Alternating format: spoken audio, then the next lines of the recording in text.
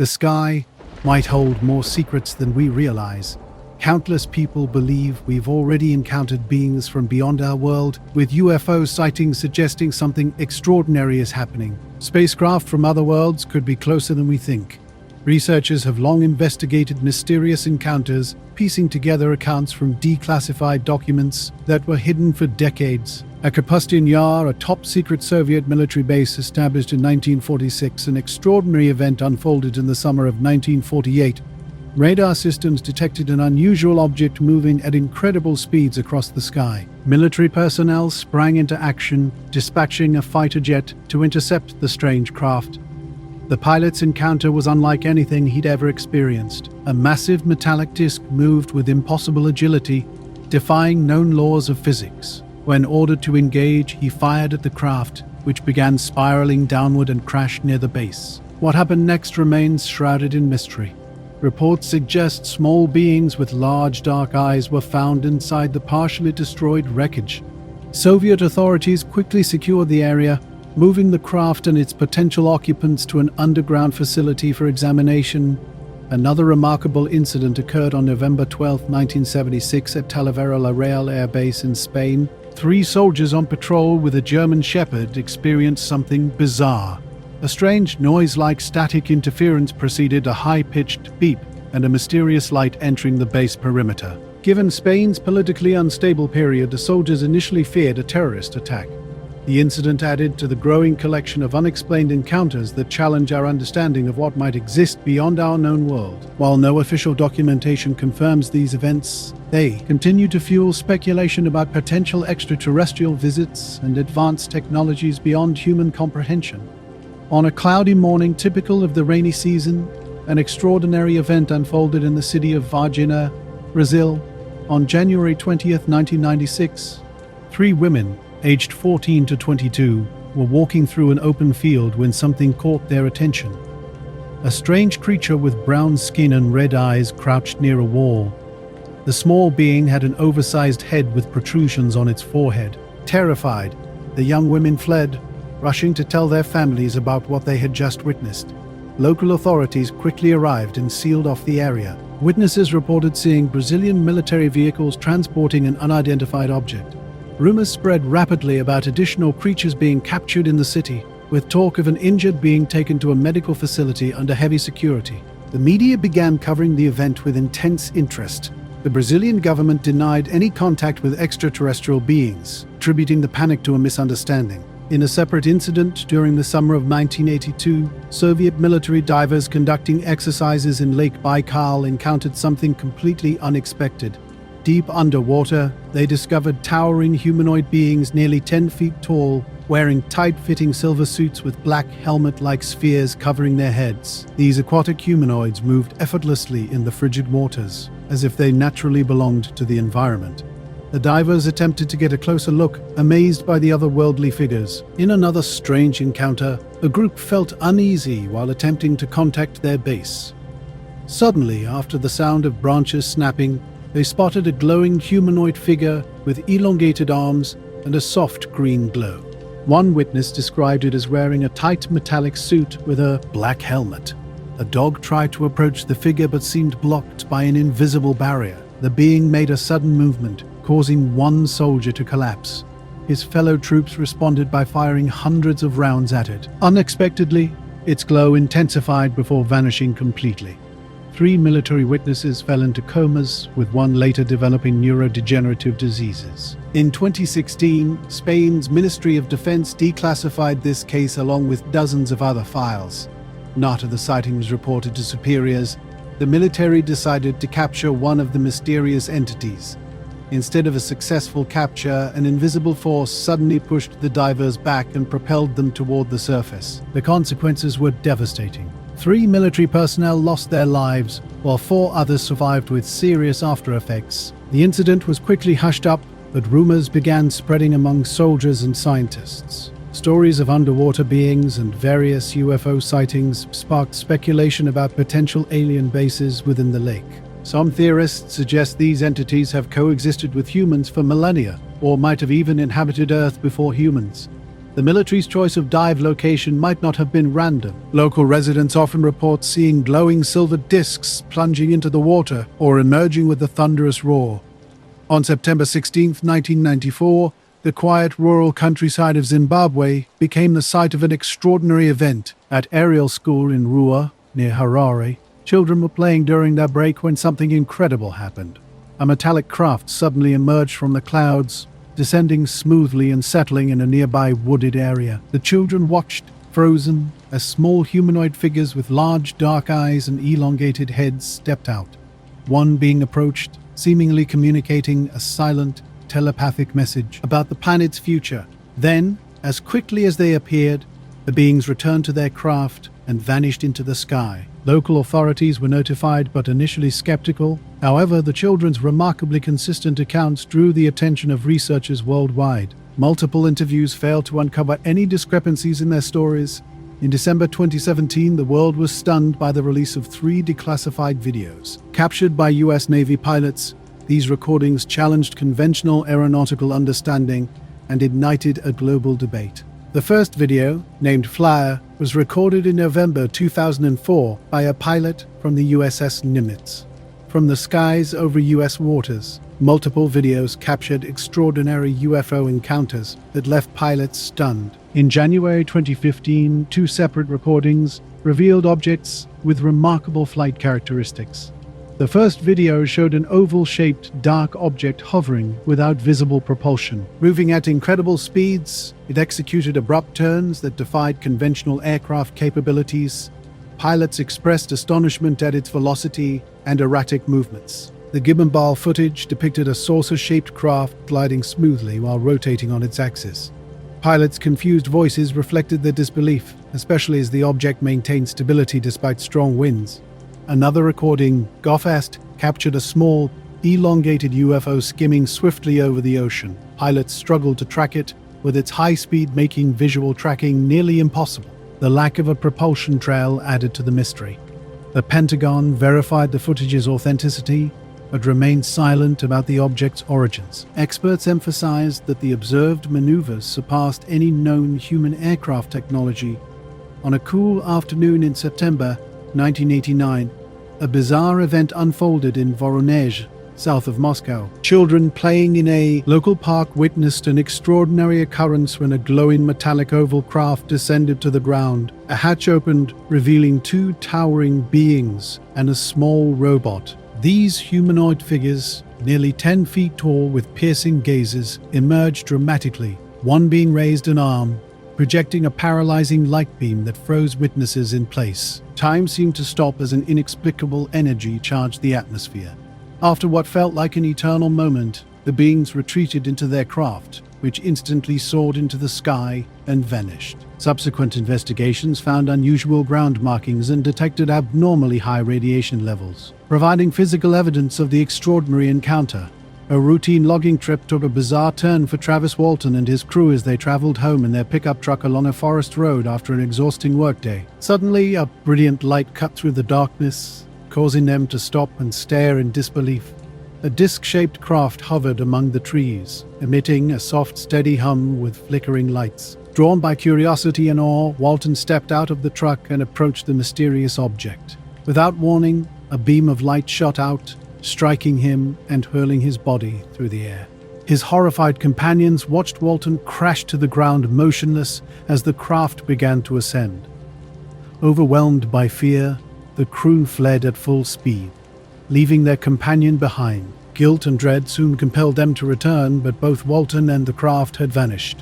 A massive search effort followed, with rescue teams combing the area. Days passed with no sign of Walton, and rumors of his death or abduction spread throughout the small town of Snowflake. His co-workers underwent lie detector tests, which produced mixed results but generally remained credible. 5 days after his disappearance, Walton reappeared at a gas station miles from where he was last seen. Disoriented, he recounted a strange experience of waking in a brightly lit room, surrounded by short humanoid beings with large eyes, bald heads, and pale skin. He described resisting until a helmeted human figure moved him to another location, where 3 more humans placed a mask over his mouth, causing him to lose consciousness. His next memory was walking along a highway, confused, with a UFO hovering above him. A similar incident occurred on December 26, 1980, in Rendlesham Forest, England. USN's Forest, England. Soldiers stationed at Woodbridge Air Base spotted a series of strange, silently moving lights between the trees. Uneasy but determined, they ventured into the dark forest to investigate. At the site, they discovered a triangular craft with a metallic sheen hovering just above the ground.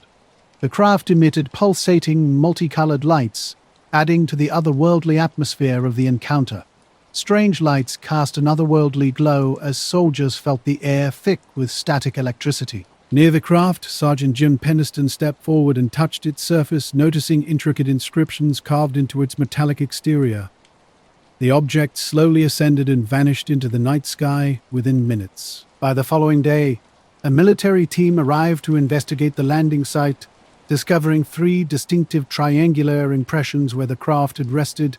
Surrounding trees bore damage, and abnormal radiation levels were detected. British and American military authorities quickly downplayed the incident, attributing it to misidentified stars or the nearby Orford Ness Lighthouse. In 1977, a terrifying series of events unfolded on Colliers Island at the mouth of the Amazon River in Brazil. Unknown lights appeared over the town one night, described as spherical objects that shifted colors and flew low over houses. These weren't mere sightings. The lights actively pursued people. Witnesses reported the lights fired beams causing burns, dizziness, and exhaustion. Nearly every night, they returned, forcing residents to stay indoors after sunset. Some began sleeping in groups or arming themselves, believing they were under attack by mysterious lights. As fear grew, Brazilian authorities intervened. The Brazilian Air Force launched Operação Prato, sending personnel equipped with cameras, radar systems, and weapons to uncover the truth. For weeks, they witnessed firsthand the inexplicable lights performing impossible maneuvers and directing beams at civilians. Officers documented the phenomenon through photographs and testimonies, yet remained unable to determine its origin. Months later, the strange lights ceased harassing the island's inhabitants. The operation's official report was classified and remained secret for years. Decades later, when portions of Operação Prato's files were declassified, Captain Uirange Hollander stated he had personally observed luminous objects executing maneuvers, suggesting intelligent control. Off the coast of Hitachi, Japan, in 1803, fishermen discovered a mysterious vessel floating in the sea. They named it Usuro Bun, meaning hollow ship, which was circular in shape and featured glass windows and metallic panels. Not in 1990, an extraordinary event unfolded. In August 1990, an extraordinary event unfolded.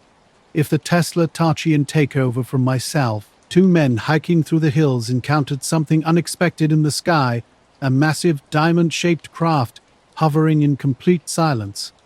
Their immediate reaction was to capture the moment. They quickly snapped several photographs of the mysterious object.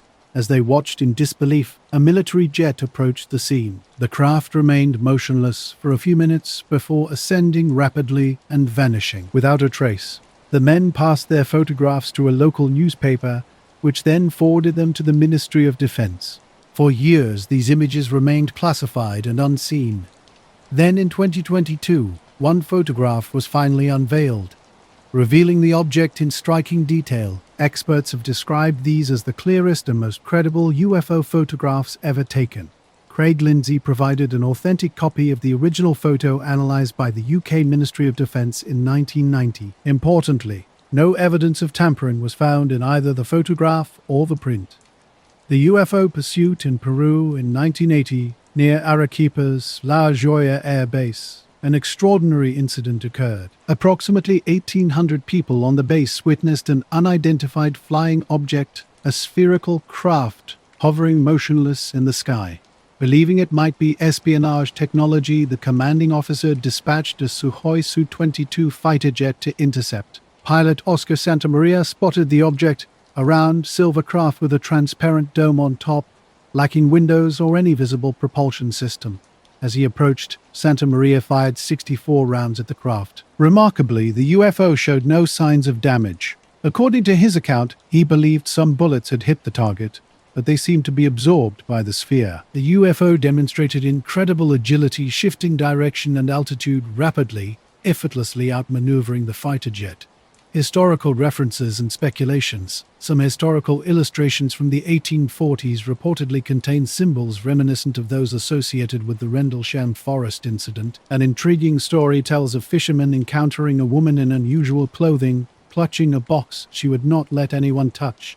Despite attempts to communicate, she did not speak Japanese. Japanese historians consider this tale part of local folklore. However, some ufologists argue it could represent an encounter with an extraterrestrial being and its craft. Not Washington, D.C. experienced a series of UFO sightings that would become legendary in the annals of unexplained aerial phenomena. The incidents unfolded over 2 consecutive weekends in July 1952, transforming the capital skies into a canvas of mystery and speculation. On the night of July 19th, the atmosphere was clear, but radar screens at Washington National Airport and Andrews Air Force Base began detecting something extraordinary. Unidentified objects appeared and vanished without warning, moving at speeds that defied conventional understanding. Air traffic controllers tried to establish contact, but their attempts were met with silence. Commercial pilots reported witnessing lights performing incredible maneuvers, which only heightened the growing sense of unease. As news spread, panic began to take hold, with the city seemingly under some form of unknown surveillance. The situation escalated on July 26 when the lights returned, this time in even greater numbers. The Air Force responded by scrambling 2 F-94 Starfire jets to intercept these mysterious objects. The pilots encountered bizarre phenomena, flashes of light and objects that darted away at incredible speeds whenever approached.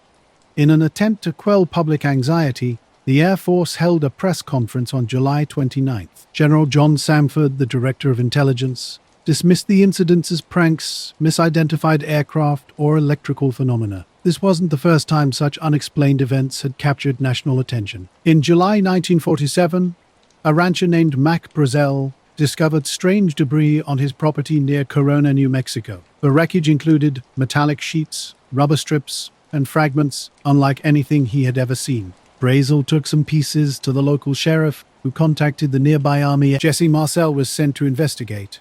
On July 8, 1947, a military press release announced the recovery of a flying saucer. However, the narrative quickly changed, with the wreckage now claimed to be from a weather balloon. One particularly notable incident involved a pilot who attempted to chase a UFO for 22 minutes. The object suddenly accelerated upward and vanished into the sky, a moment that remains one of the rare instances where a human pilot has opened fire on a UFO. The Roswell case seemingly disappeared from public awareness after its initial incident, only to dramatically resurface in 1978 when researcher Stanton Friedman interviewed Major Marcel. Marcel made bold claims that the debris was of alien origin and that the government had orchestrated a cover-up.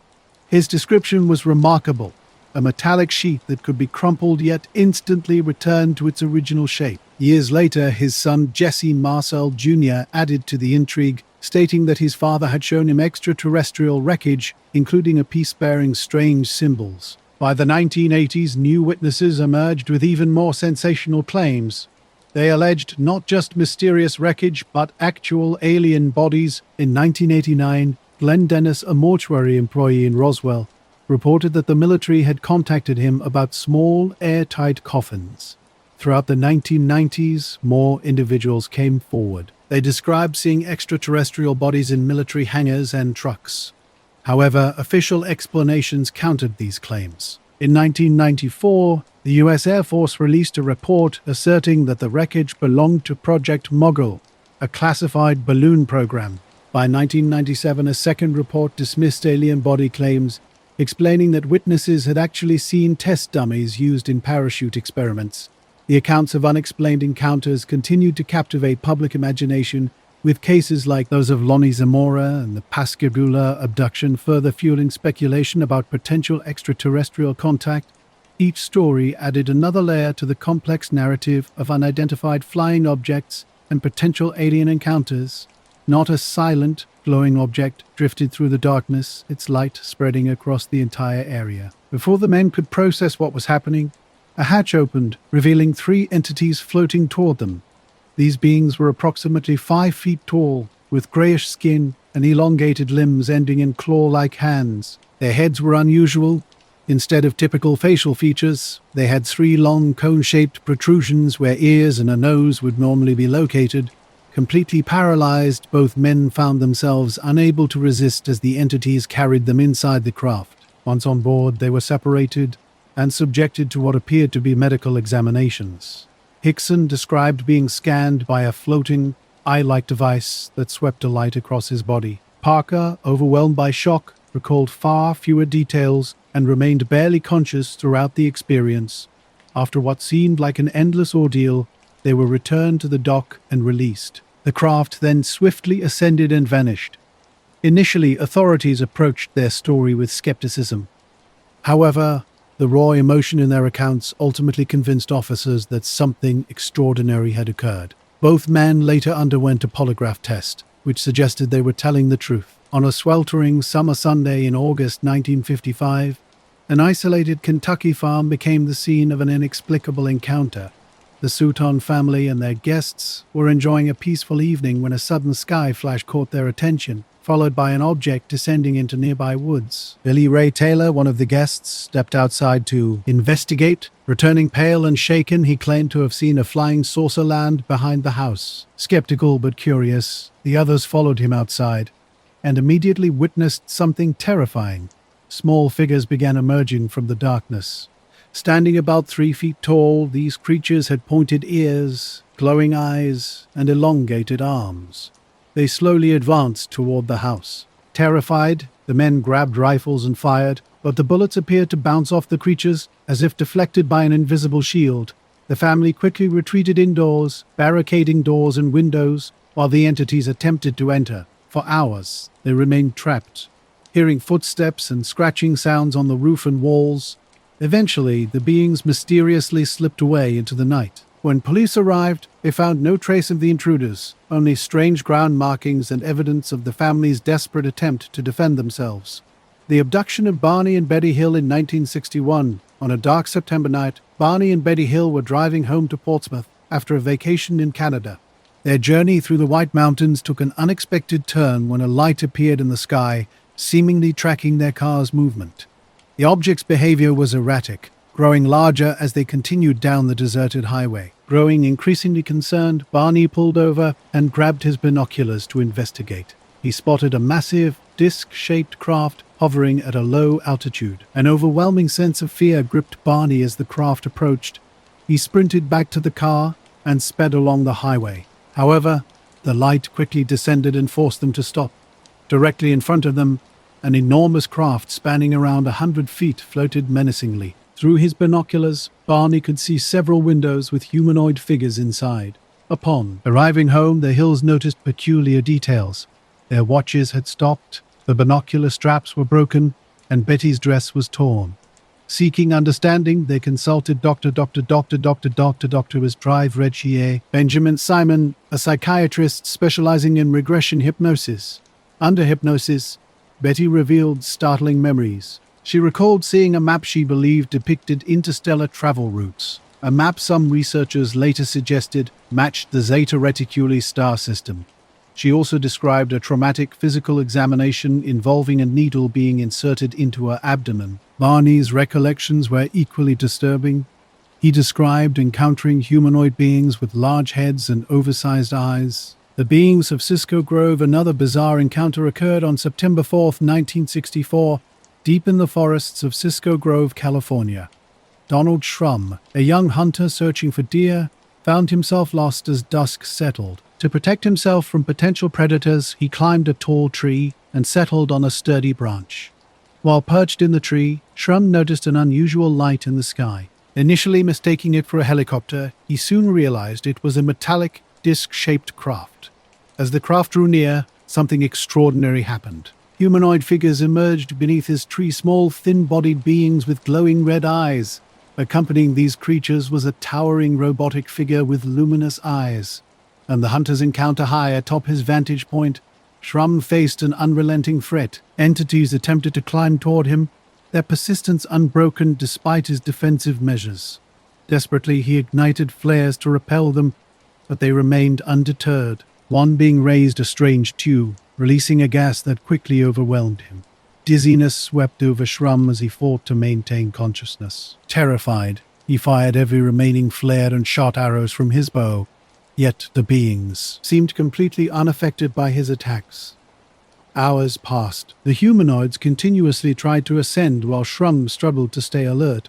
Just before dawn, the entities suddenly withdrew, and their craft vanished into the sky. Exhausted and shaken, he descended and made his way to the road where his hunting party eventually found him. The Ilkley Moor incident in December 1987, Philip Spencer, a former police officer and amateur photographer, walked across the desolate Yorkshire moors. Movement in the distance caught his eye, a small humanoid figure moving swiftly across the landscape. Unsettled, Spencer raised his camera and captured a photograph. The figure appeared to be moving toward a metallic, disc-shaped object hovering just above the ground, emitting a faint humming sound. Moments later, the craft disappeared into the mist. Confused, Spencer headed home, only to discover his watch had inexplicably jumped ahead by 2 hours. The blurry photograph seemed to depict a small humanoid with elongated arms and an oversized head. While skeptics argued the figure could be a person or animal, no definitive explanation was ever agreed upon. The Emilsin encounter on a sunny day in May 1978, in the small Polish village of Emilsin, an extraordinary event unfolded. Jan Wolski, a local farmer, was traveling home in his horse-drawn cart along a quiet forest path when he noticed 2 unusual figures walking beside him. The beings were short, wearing tight-fitting suits with greenish-toned skin. They observed Wolski calmly and silently. It radiated an odd sense of peace. Showing no fear, Wolski continued his journey as the entities climbed onto his cart without a word. Moments later, he spotted a large silver oval-shaped craft hovering over a forest clearing. The beings guided him toward the object, where a platform lifted him into its interior. Inside, he found a simple, smooth-walled space bathed in dim ambient light, and without a sound, the entities performed an examination using advanced instruments. They gently lowered Wolski back to the ground after completing their investigation. As the craft slowly rose, the beings made a subtle farewell gesture before departing. The object vanished into the sky with a fluid motion, leaving Wolski alone in the forest. Strange ground imprints were later discovered at the location where the craft had hovered. Local authorities took an interest in the case, and Wolski underwent extensive psychological evaluations. Experts unanimously concluded that he was an honest man, showing no signs of mental instability or deception. On March 13, 1997, something extraordinary unfolded beneath the clear skies of Phoenix, Arizona, leaving thousands in awe. A formation of amber-colored lights stretched across the sky in a massive V shape, moving in complete silence. Some witnesses saw separate orbs, while others believed they were part of a single, enormous craft. Reports came flooding in from all over Phoenix. Police stations, Luke Air Force Base, and local news outlets were overwhelmed with calls from concerned residents. Initially, military officials denied any knowledge of the phenomenon, creating public confusion. Arizona Governor Fife Symington later held a press conference featuring someone dressed as an alien, seemingly attempting to dismiss the event as a joke. Years afterwards, Symington admitted he had personally seen the lights and described the incident as otherworldly. The Air Force claimed the glowing objects were flares dropped during training exercises, but many witnesses rejected this explanation, arguing that the lights they observed did not behave like typical flares. In September 1957, a group of local fishermen on the Brazilian beach of Ubatuba were enjoying a sunny afternoon when their peaceful day was suddenly interrupted. A bright, disc-shaped craft appeared in the sky, rapidly approaching the coast. Clearly out of control, it descended at an incredible speed and exploded in a blinding flash just before reaching the water. The fishermen watched in shock as the UFO shattered into thousands of fragments over the sea and shoreline. Rushing to the impact site, they found small metallic pieces scattered along the sand. A day in Ubatuba held a mystery that would intrigue researchers for years. A group of fishermen discovered something extraordinary material, unlike anything they had encountered before. Some fragments were collected and eventually sent to a journalist in Sao Paulo for analysis. Laboratory tests revealed astonishing results. The debris composition was confirmed as magnesium with an exceptionally high level of purity.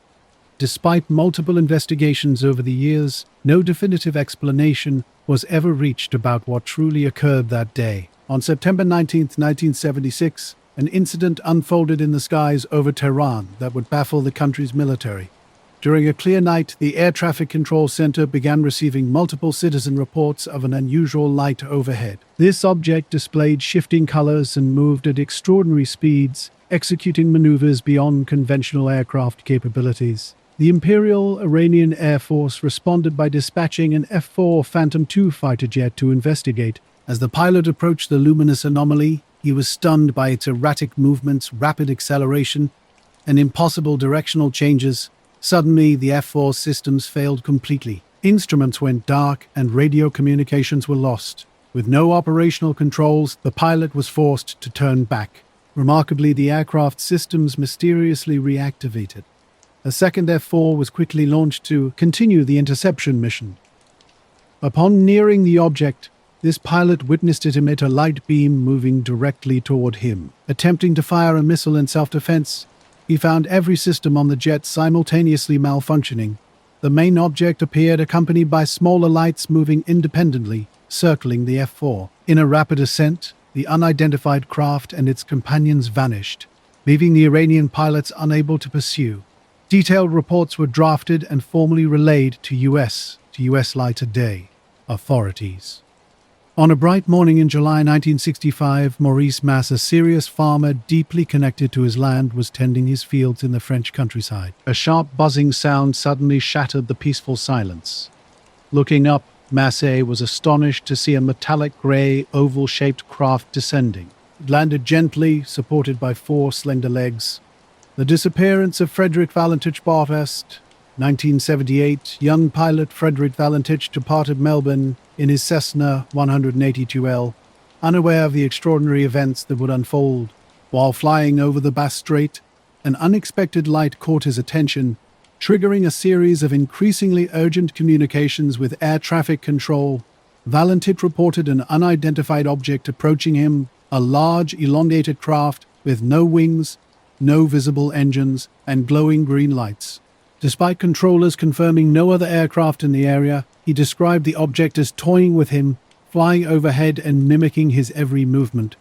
Shortly after, Valentich claimed the craft was hovering directly above him, insisting it was not an airplane. His transmission then abruptly cut off. His Cessna vanished from radar, seemingly swallowed by the sea. An extensive search followed, but no trace of the plane or pilot was ever found. To this day, the true nature of Valentich's final moments remains a mystery. The beings of Kofu in the quiet Japanese city of Kofu, a remarkable incident unfolded on February 23, 1975. 7-year-old friends Masato Kawano and Katsuhiro Yamahata were playing in a field near their homes when a glowing object suddenly appeared in the sky, descending gradually until it settled in a nearby vineyard. As the scene unfolded, the witness cautiously approached a small door that had silently slid open. 2 beings emerged, each about 3 feet tall, with oversized heads and slender bodies dressed in tight-fitting suits. Their large eyes radiated an almost hypnotic, eerily calm presence. One being raised a small device, pointing it at the witness and instantly inducing a heavy drowsiness. Though paralyzed, the observer remained fully aware, watching the entities methodically inspect the area with precise, deliberate movements. Minutes later, they returned to their craft. It lifted off with a familiar buzzing sound before vanishing at an astonishing speed. The National Gendarmerie and aerial phenomena specialists investigated the incident. Researchers discovered unusual ground markings, suggesting extreme heat exposure. Years passed before the vegetation recovered, though the lavender plants never regained their former strength. The Cash Landrum incident unfolded on a quiet evening of December 29, 1980. Betty Cash, Vicky Landrum, and her grandson Colby were returning home after a pleasant dinner, driving along a rural Texas highway through a dense pine forest. Suddenly, a bright glow illuminated the sky. Frightened, they pulled over to investigate. A massive diamond-shaped object descended, hovering at a low altitude. It emitted intense flames toward the ground, producing a deafening roar. Betty stepped out of the car for a closer look, but the heat forced her back inside. Almost immediately, nearly 20 helicopters appeared. As the UFO ascended, the aircraft pursued it until both vanished into the distance. The three continued their journey, but the encounter would leave lasting effects. Betty, Vicky, and Colby soon developed severe symptoms: skin burns, nausea, and hair loss. When reported to authorities, the Air Force denied any involvement or knowledge of the helicopters. On August 25, 1974, another mysterious event occurred deep in the Chihuahua Desert of Mexico. During a clear night, Mexican military radar detected an unidentified object entering the country's airspace. The craft moved at an incredible speed, appearing out of control and heading toward the mountainous region near Miami, a small desert town. Simultaneously, a civilian aircraft took off from El Paso, Texas, on a southbound flight. Shortly after, air traffic controllers lost contact with both the unidentified object and the civilian plane. At sunrise, search teams discovered the wreckage. In another incident, a craft with a disc-like shape and a dome emerged, emitting a pulsating orange light. Two small beings appeared, capturing the attention of some observers. These entities were short, with brownish skin, large heads, indistinct facial features, elongated ears, and long arms, wearing glowing uniforms. Overcome by curiosity, witnesses approached the mysterious object. As they neared, they were astonished by the being's bizarre appearance and awkward movements. The witnesses described them as demon-like.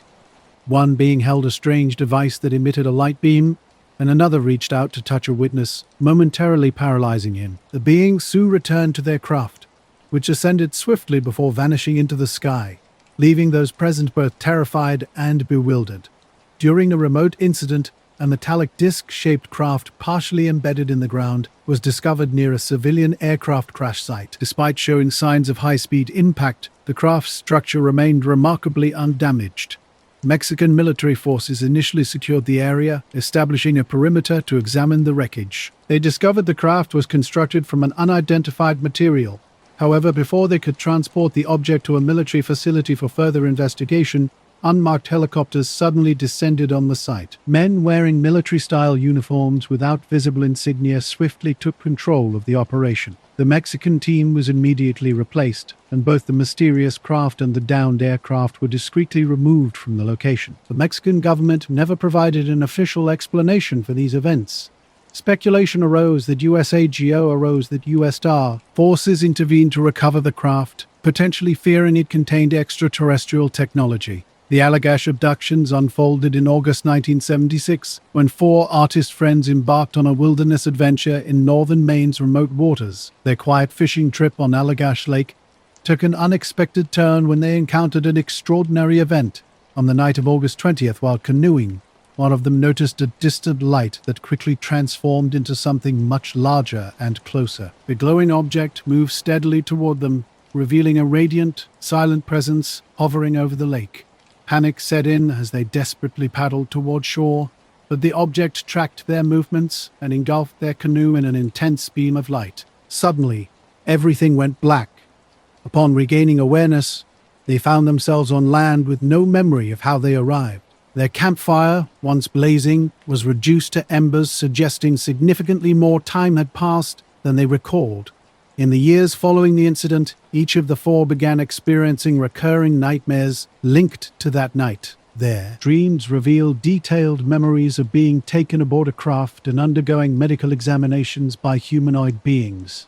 In 1988, they sought professional help, undergoing regression hypnosis to explore the missing moments. Their recollections were remarkably precise, describing examination rooms and advanced technologies that defied conventional understanding. 1981. Renato Nicolai was working his field on a cold afternoon when a sharp buzzing sound broke the silence. Suddenly, a metallic disc-shaped craft descended from the sky, touching down with minimal noise. Nicolai stood frozen as the disc landed briefly before rapidly ascending and vanishing into darkness. Stunned, he approached the landing site and discovered two concentric rings imprinted in the soil. The ground appeared scorched, with nearby plants looking withered and damaged. Concerned about what he'd witnessed, Nikolai reported the incident to local authorities. France's study group on unidentified aerospace phenomena quickly took the case seriously. Their analysis confirmed extreme soil pressure and chemical anomalies in the vegetation, suggesting possible exposure to electromagnetic radiation. On January 7, 1948, an extraordinary event unfolded over Kentucky involving Captain Thomas Mantle and his P-51 Mustang. What began as a routine flight turned mysterious when Godman Air Force Base reported an unidentified flying object. Witnesses described a massive metallic craft hovering high in the sky. Mantell was ordered to intercept the object. Without hesitation, he climbed toward the mysterious craft, reporting a massive, shining silver disc. As he continued ascending, something went wrong. At high altitude, he likely suffered oxygen deprivation, losing consciousness. At 25,000 feet, his aircraft became unstable and entered a steep dive, ultimately crashing into an away open field and killing Mantell instantly. The true cause remains debated. Some claim it was a weather balloon, while others insist it was a genuine UFO. Another remarkable incident occurred on December 11, 1996, in Canada's Yukon Territory. Nearly 30 witnesses from different locations reported an extraordinary UFO sighting. The object was so massive that some compared its size to a football field, creating a night sky spectacle that would become legendary among UFO enthusiasts. Nights bathed the night landscape in an eerie glow. I glided silently at low altitude over roads and lakes. Some described the craft as having a boomerang or B shape. I appeared solid, completely blocking out the stars as I passed overhead. Authorities launched an investigation, yet no explanation was ever found for the sighting.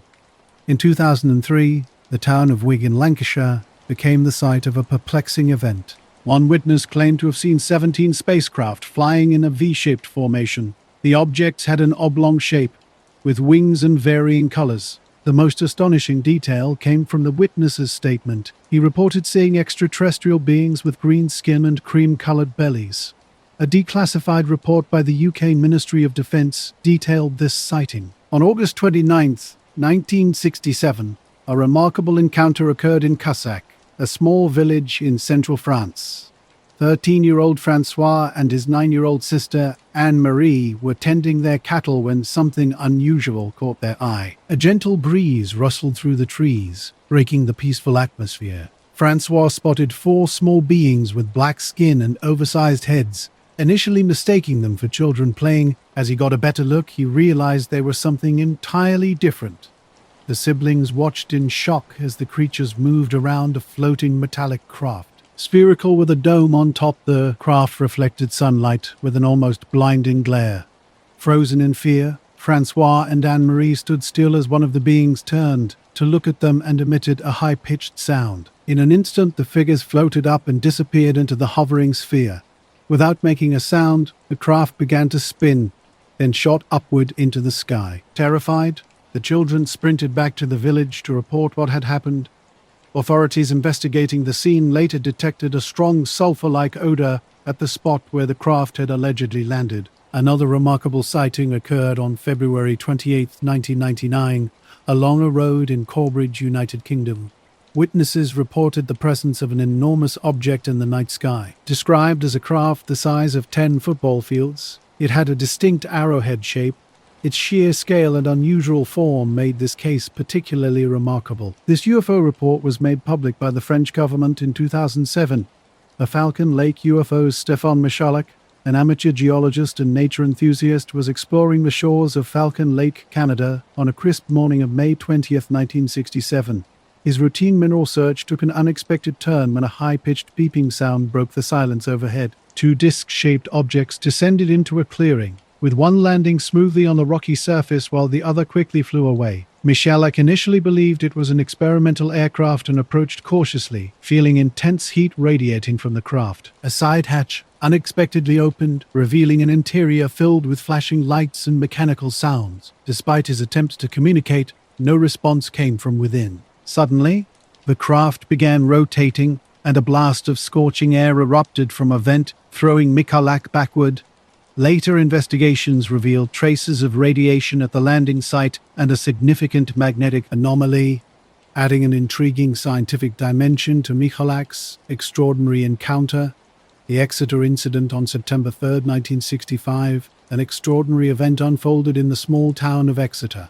18-year-old Norman Muscarello was walking home along a deserted road when he spotted a massive glowing oval-shaped UFO hovering silently. Terrified, he ran to the nearest police station, where his genuine fear convinced Officer Eugene Bertrand to accompany him back to the site. Upon arrival, the officer also witnessed the lights. The UFO continued hovering over the field, gliding without a sound. The object then moved toward the patrol car, stopping nearby and flooding the vehicle's interior with an intense glow. Its erratic movements defied the capabilities of known aircraft, leaving both men gripped by fear as it eventually drifted away and vanished into the night. The Air Force later dismissed the sighting, attributing it to commercial aircraft lights or planetary light refraction. The Kenneth Arnold case. On a clear day in June 1947, private pilot Kenneth Arnold was flying over the Cascade Mountains in Washington. While navigating the skies, he caught sight of unusual metallic light flashes in the distance, marking the beginning of a remarkable UFO encounter. Kenneth Arnold spotted 9 airborne objects darting across the sky that day, their surfaces gleaming like mirrors in the sunlight. Flying in tight formation, these thin, disc-shaped objects moved at an extraordinary speed that defied comprehension. His estimate of their velocity, around 1,700 miles per hour, was mind-blowing for that time period. Unlike any aircraft of the era, these objects had no visible propulsion systems or tails. Instead, they moved erratically, skipping across the sky like stones dancing on water. Within seconds of catching them in his view, Arnold watched them disappear behind a distant mountain range. When he later described his sighting to reporters, he compared their motion to that of saucers, skipping across water. This casual description became the genesis of the term flying saucers, a phrase that would spark a global fascination with unidentified flying objects. The day was remarkable for how a simple observation would transform humanity's understanding of what might exist beyond our known world. Arnold's encounter became a watershed moment in UFO research, turning an unusual sighting into a cultural phenomenon that would captivate generations. Similar mysteries would follow in the years ahead. Some, like the Kecksburg incident, would become legendary. On December 9, 1965, residents of Pennsylvania witnessed a glowing object streaking across their sky, leaving a fiery trail in its wake. What began as what some thought was a meteorite became something far more intriguing. The object seemed to maneuver deliberately, defying expected meteorite behavior before descending into a nearby forest. Witnesses described a bell-shaped craft with strange hieroglyphic-like markings.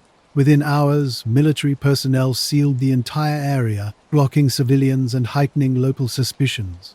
Townspeople claimed they saw the object being loaded onto a military truck, while official explanations insisted it was merely a crashed meteor. Yet the secrecy surrounding the event only fueled more speculation about what truly occurred that day. Similar unexplained encounters would follow. In Levelland, Texas, on November 2, 1957, 2 young men, Pedro Saucedo and Joe Silaz, experienced something extraordinary while driving along a dark highway. A radiant object surrounded by an eerie bluish glow appeared above them, causing their truck's engine to inexplicably shut down.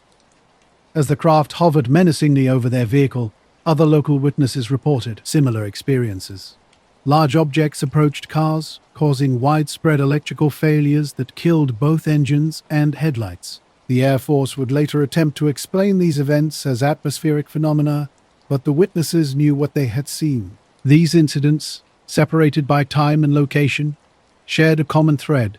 They challenged our understanding of what's possible, inviting us to question the boundaries of our knowledge about the universe and what might exist beyond our immediate perception. In the Welsh village of Broadhaven, something extraordinary happened during a typical school day. 14 children were playing in the fields behind their school when their recess took an unexpected turn. An elongated silver craft suddenly appeared nearby, its metallic surface dimly illuminated and featuring a distinctive dome. Standing close to the vessel was an even more startling sight. A humanoid figure in a form-fitting metallic suit, moving slowly as if carefully examining the surrounding area. Initially, teachers dismissed the children's accounts as mere imagination.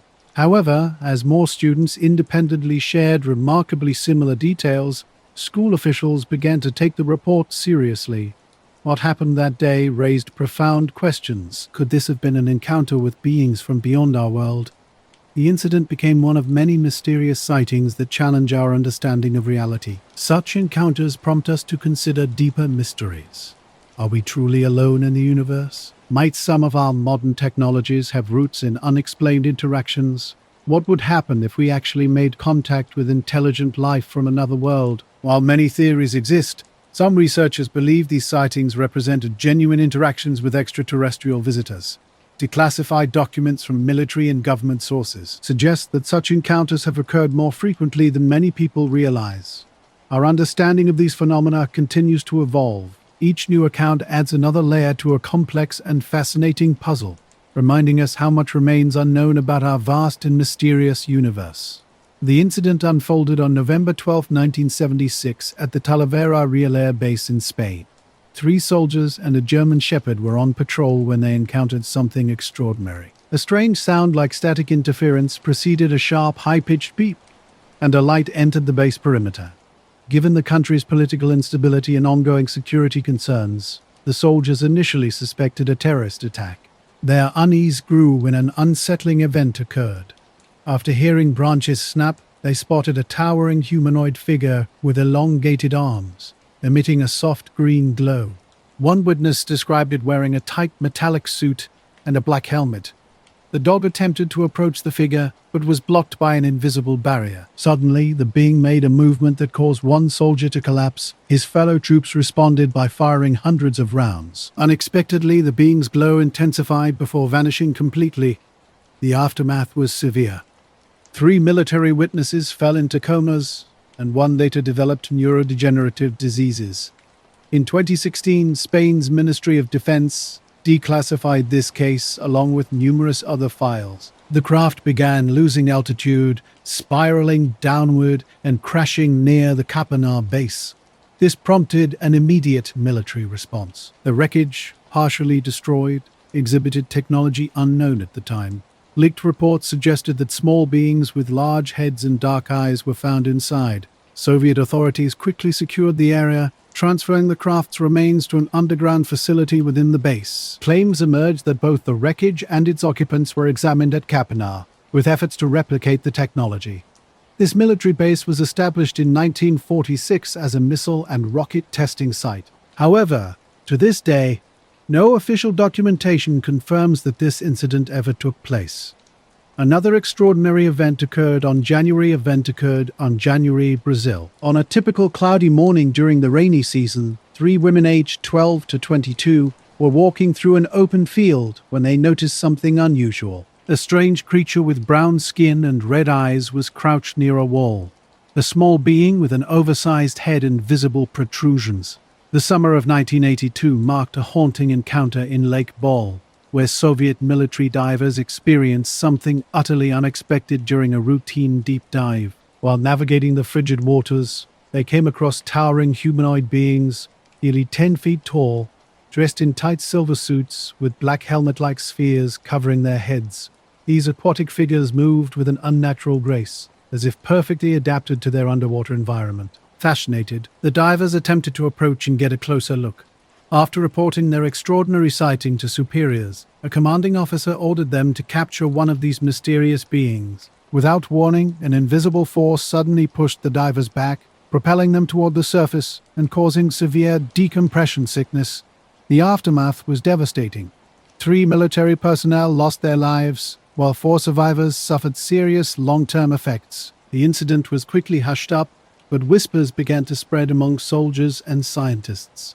Rumors of underwater beings and multiple UFO sightings fueled speculation about potential alien bases within the lake. Some theorized that these entities might have coexisted with humans for millennia, or potentially predated human existence on Earth. Local residents spoke of glowing silver discs occasionally plunging into or emerging from the water with a thunderous roar. Nearby, witnesses reported seeing Brazilian military vehicles transporting an unidentified object, Rumors quickly spread that additional creatures had been captured in the city, and talks emerged of an injured being taken to a medical facility under heavy security. The media's interest intensified, while the Brazilian government firmly denied any contact with extraterrestrial beings, dismissing the panic as a misunderstanding. Young women who initially witnessed the event rushed to tell their families about their extraordinary experience. Local authorities swiftly arrived and sealed off the area, adding to the mounting tension and mystery surrounding these unexplained encounters.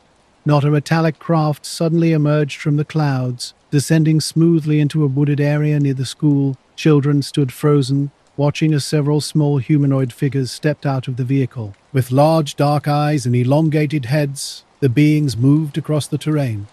One approached, gazing intently and seemingly conveying a silent message. The children described a telepathic connection, receiving a warning about the planet's future. Just as quickly as they arrived, the beings returned to their craft and vanished into the sky. Local authorities were notified, though few took the children's words seriously, yet their accounts were so consistent that researchers worldwide grew interested. Multiple interviews followed, but the children's stories remained unchanged. In December 2017, the world was shaken by 3 declassified videos captured by U.S. Navy pilots that defied conventional aeronautical understanding and sparked a global debate. The first video, Fleur, recorded in November 2004 by a USS Nimitz pilot, showed an oval-shaped dark UFO hovering with no visible propulsion. It moved at incredible speed, making abrupt turns that astonished the pilot. The gimbal video from January 2015 depicted a saucer-shaped object gliding smoothly, rotating on its axis while pilots watched in disbelief. Despite strong winds, the object remained stable and maneuverable. The Go Fast video, also from January 2015, captured a small, elongated UFO moving swiftly over the ocean. Its speed made tracking difficult, and the absence of a propulsion trail added to the mystery. The Pentagon confirmed the footage's authenticity but offered no explanation. Experts noted that the maneuvers exceeded known human aircraft capabilities, leaving the videos unexplained and intriguing. On a crisp day in 1989, south of Moscow, in the city of Voronezh, a mysterious event unfolded in a local park. Children were playing when a glowing object suddenly appeared in the sky, casting a reddish light that immediately drew everyone's attention. The metallic, oval-shaped craft descended slowly until it touched the ground. Both children and adults watched in stunned silence as a hatch began to open. 2 tall, strange beings emerged, accompanied by a small robot. These humanoid figures towered nearly 10 feet high, with small heads and intense gazes that seemed to pierce through the onlookers. One of the beings raised an arm, and a light beam engulfed the witnesses, freezing them in place. Time appeared to stand still, charged with an inexplicable energy. As quickly as they had arrived, the beings retreated into their craft. The hatch sealed shut, and the ship vanished into the sky in an instant. Subsequent investigations revealed unusual ground markings, suggesting a heavy object had landed. Radiation levels in the area were abnormally high. Another extraordinary encounter occurred on November 5, 1975, in the Apache Sitgreaves forests of Arizona. Travis Walton, a young logger, and his crew were returning home after a long day's work. Traveling in a pickup truck along a forest road, they were chatting and unwinding from their exhausting shift. Suddenly, a brilliant light cut through the darkness. The men stopped their vehicle, transfixed by a disc-shaped craft hovering among the trees. The craft emitted a soft, steady hum, its lights flickering in a mesmerizing pattern. Driven by an inexplicable mix of curiosity and awe, Walton stepped out of the truck and approached the craft. Without warning, a light beam shot from the ship, hurling him through the air. His horrified companions watched as his body crashed to the ground, motionless, just as the craft began to ascend. Overcome with fear, the crew fled the scene at full speed, leaving Walton behind. Minutes later, guilt and dread compelled them to return, only to find both Travis and the craft had vanished. His disappearance triggered an extensive search effort, with rescue teams combing the area. Days passed with no trace of Walton, and rumors of his death or abduction spread throughout the small town of Snowflake. Walton's co-workers subsequently underwent lie detector tests, which produced mixed results. No, Travis Walton vanished only to reappear 5 days later on November 10th at a remote gas station miles from where he was last seen. Deeply disoriented, he shared a bizarre story of waking up in a brightly lit room surrounded by short humanoid beings with large eyes, bald heads, and pale skin. In his account, Walton described resisting until a helmeted human figure moved him to another location. There, 3 more humans placed a mask over his mouth, causing him to lose consciousness. His next memory was walking along a highway with a UFO hovering above him, deep in the Rendlesham Forest in England on December 26, 1980. A strange encounter unfolded. US soldiers stationed at Woodbridge Air Base spotted an unusual series of lights moving silently between trees in the middle of the night. Uneasy, these United States Air Force members deployed from Bentwaters and Woodbridge Air Bases during the Cold War ventured into the dark forest to investigate. At the site, they discovered a triangular craft with a metallic sheen hovering just above the ground. Pulsating multicolored lights cast an otherworldly glow across the surroundings. The air felt thick with static electricity. Sergeant Jim Pennington stepped forward and touched the craft, noticing strange inscriptions carved into its surface. After a few minutes, the object slowly ascended and vanished into the night sky. The following day, a military team examined the landing site. They found 3 triangular impressions where the craft had rested. Nearby trees showed damage and abnormal radiation levels were detected. British and American military authorities dismissed the event, attributing it to misidentified stars or the nearby Orford Ness Lighthouse. In 1977, a series of terrifying events began on Collis Island at the mouth of the Amazon River in Brazil. Unknown lights appeared over the town one night. Witnesses described spheres that changed colors, flying low over houses. These weren't mere sightings. The lights actively pursued people. According to witnesses, the lights fired beams that caused burns, dizziness, and other strange effects. And the Brazil lights case haunted residents, forcing them indoors every night after sunset. Fear spread quickly, with people sleeping in groups or arming themselves against these mysterious lights. Responding to growing panic, Brazilian authorities launched Operation Toe, sending military personnel with cameras, radar systems, and weapons. Their mission was to uncover the million DeBose truth behind these unexplained phenomena. For weeks, military officers witnessed impossible aerial maneuvers. Luminous objects directed beams toward civilians, defying known physics. Despite extensive documentation through photographs and testimonies, the origin remained unknown. Eventually, the strange lights stopped harassing the island's inhabitants. The operation's official report was classified for years, with only portions declassified later. Captain Yoranja Holland personally reported observing luminous objects that suggested intelligent control. In 1803, off Japan's Hitachi coast, fishermen discovered an extraordinary vessel called Utsurobune. This circular ship featured glass windows and metallic panels. Inside, they found a woman wearing unusual clothing, clutching a mysterious box. She refused communication and spoke no Japanese. While Japanese historians consider this a folklore tale, some ufologists argue it might represent an extraterrestrial encounter. Intriguingly, illustrations from the 1840s potentially show symbols similar to those later seen in the Rendlesham Forest incident. Another remarkable event occurred in August 1990 near Calvine, Scotland. 2 hikers spotted a massive diamond-shaped craft hovering silently in the sky. They quickly photographed the object, which remained motionless until a military jet approached. Within moments, the craft ascended rapidly and vanished, leaving witnesses stunned and officials puzzled. In 1980, near Arequipa, Peru, a stunning incident unfolded at La Jolla Air Base that would become a legendary UFO encounter. Around 1,800 people on the base witnessed an extraordinary event. A spherical craft hovering motionless in the sky. The commanding officer, believing it might be espionage technology, ordered a Sukhoi Su-22 fighter jet to intercept. Pilot Oscar Santamaria spotted the object, describing it as a glowing balloon-like craft with a unique appearance. It was a round silver vehicle with a transparent dome on top, conspicuously lacking windows or any visible propulsion system. As he approached, Santamaria fired a burst of 64 rounds, but the craft showed no signs of damage. According to his account, he believed some bullets had hit the target, yet they seemed to be absorbed by the sphere. The UFO demonstrated incredible agility, shifting direction and altitude with remarkable speed and outmaneuvering the fighter jet. For 22 minutes, Santa Maria attempted to chase the object, which suddenly accelerated upward and vanished into the sky. To this day, this remains one of the rare instances where a human pilot has opened fire on a UFO. Meanwhile, Washington, D.C. experienced its own series of mysterious sightings that would spark widespread controversy and fear. On the night of July 19, 1952, with clear skies overhead, radar screens at Washington National Airport and Andrews Air Force Base began detecting multiple unidentified objects.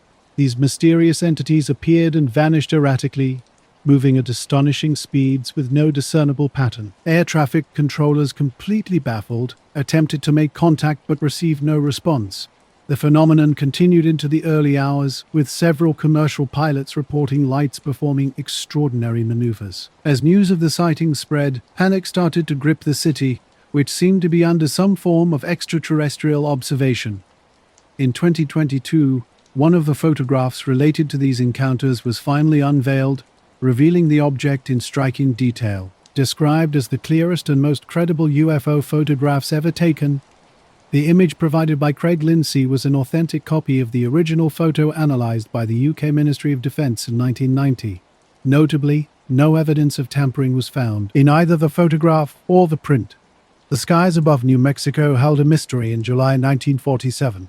A rancher named M. Brazel discovered unusual debris on his property near Corona, and Roswell metallic sheets, rubber strips, and fragments unlike anything he'd ever seen.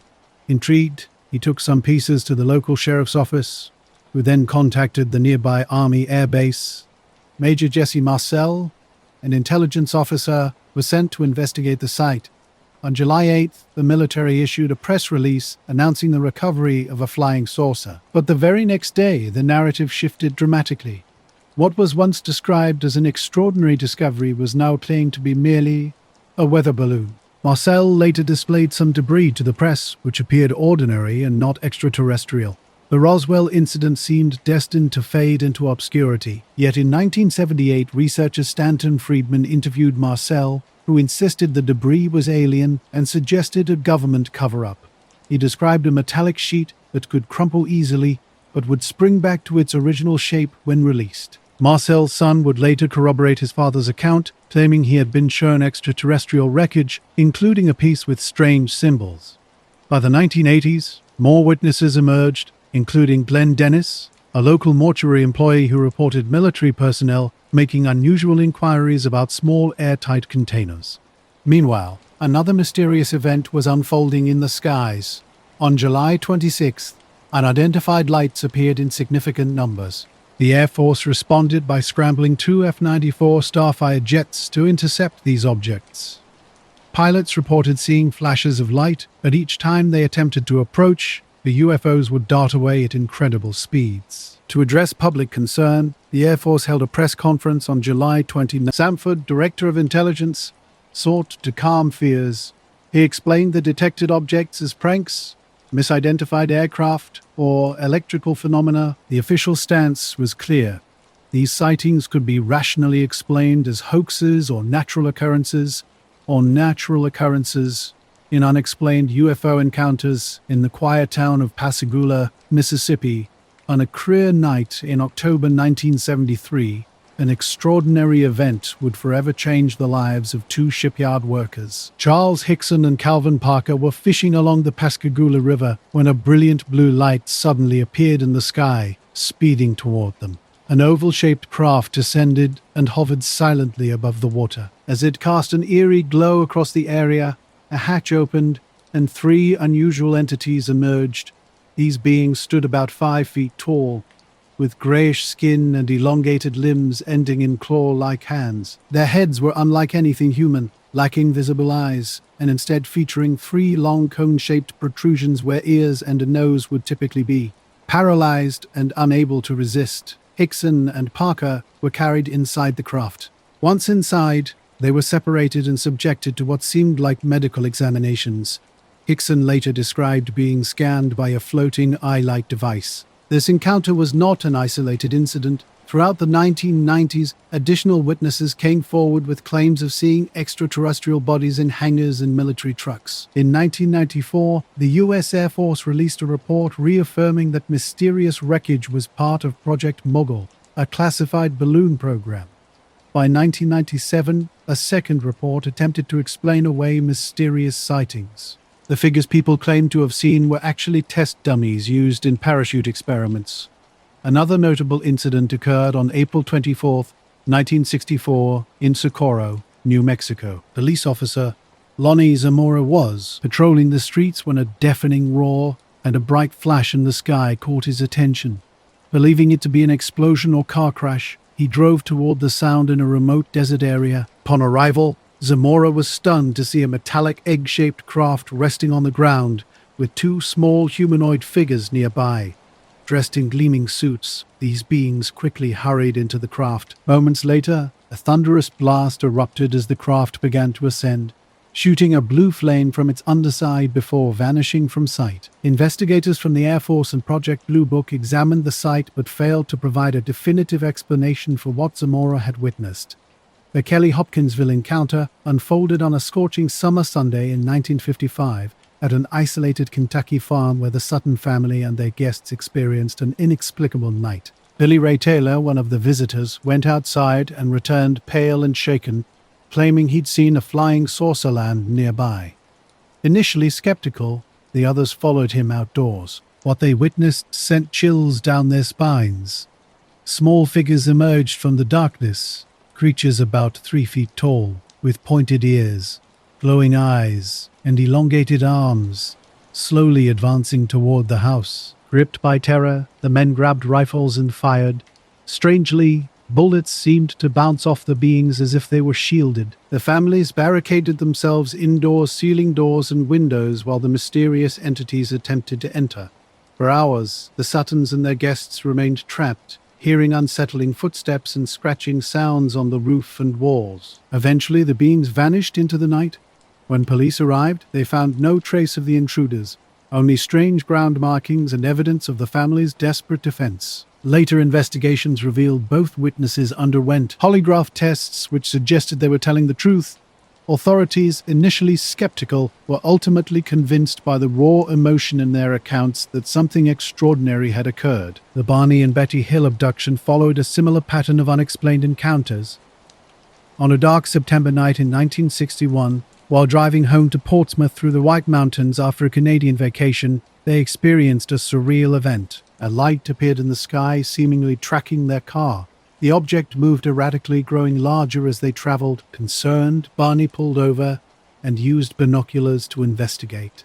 He spotted a massive disc-shaped craft hovering at low altitude, which triggered an overwhelming sense of fear. Parker, one of the witnesses, recalled fewer details, stating he was in shock and barely conscious throughout the ordeal. After what felt like an eternity, they were taken back to the dock and released before the craft swiftly ascended and vanished.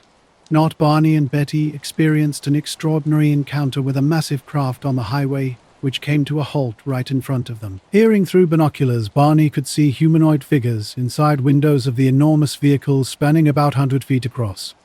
Upon returning home, they discovered strange anomalies. Their watches had stopped, binocular straps were broken, and Betty's dress was torn. Seeking understanding, they consulted Dr. Benjamin Simon, a psychiatrist specializing in regression hypnosis. During hypnosis, Betty described seeing a map she believed represented interstellar travel routes.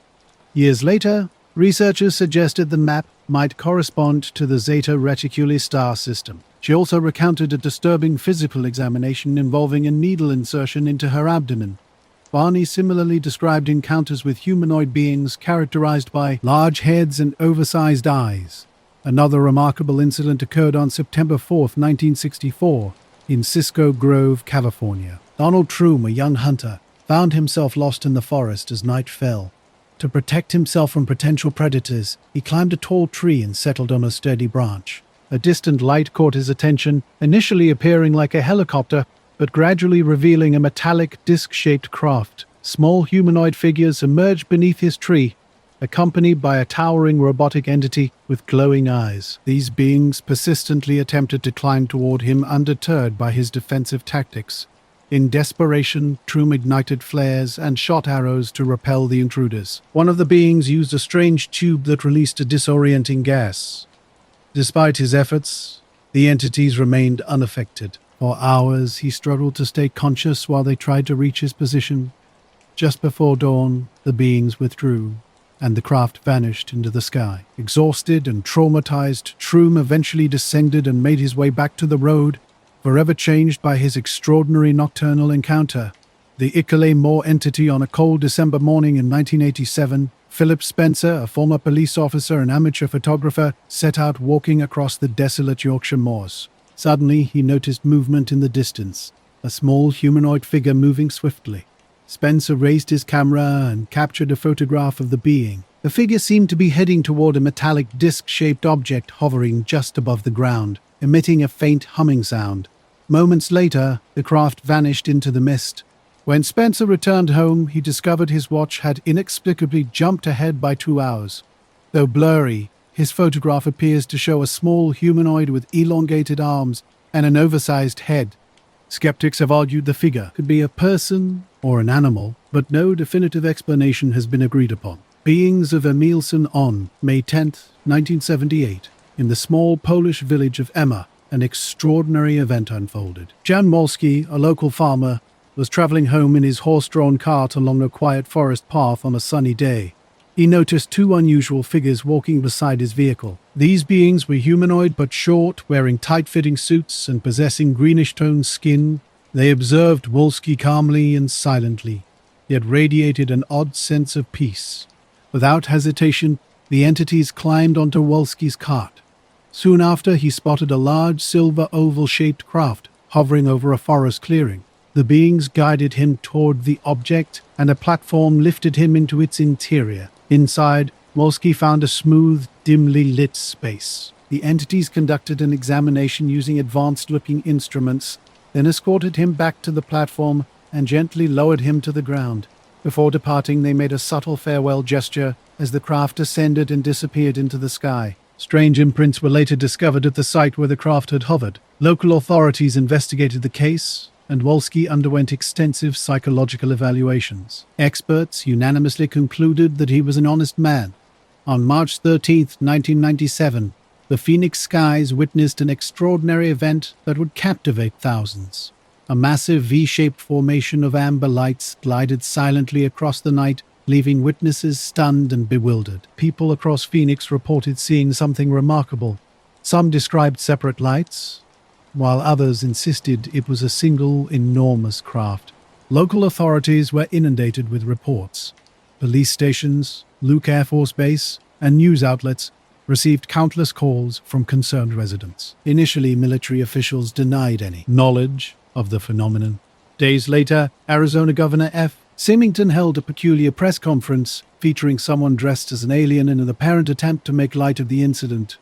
Ironically, years afterward, Symington admitted he had personally witnessed the lights and described them as otherworldly. The Air Force later claimed the glowing objects were flares from training exercises at Luke Air Force Base.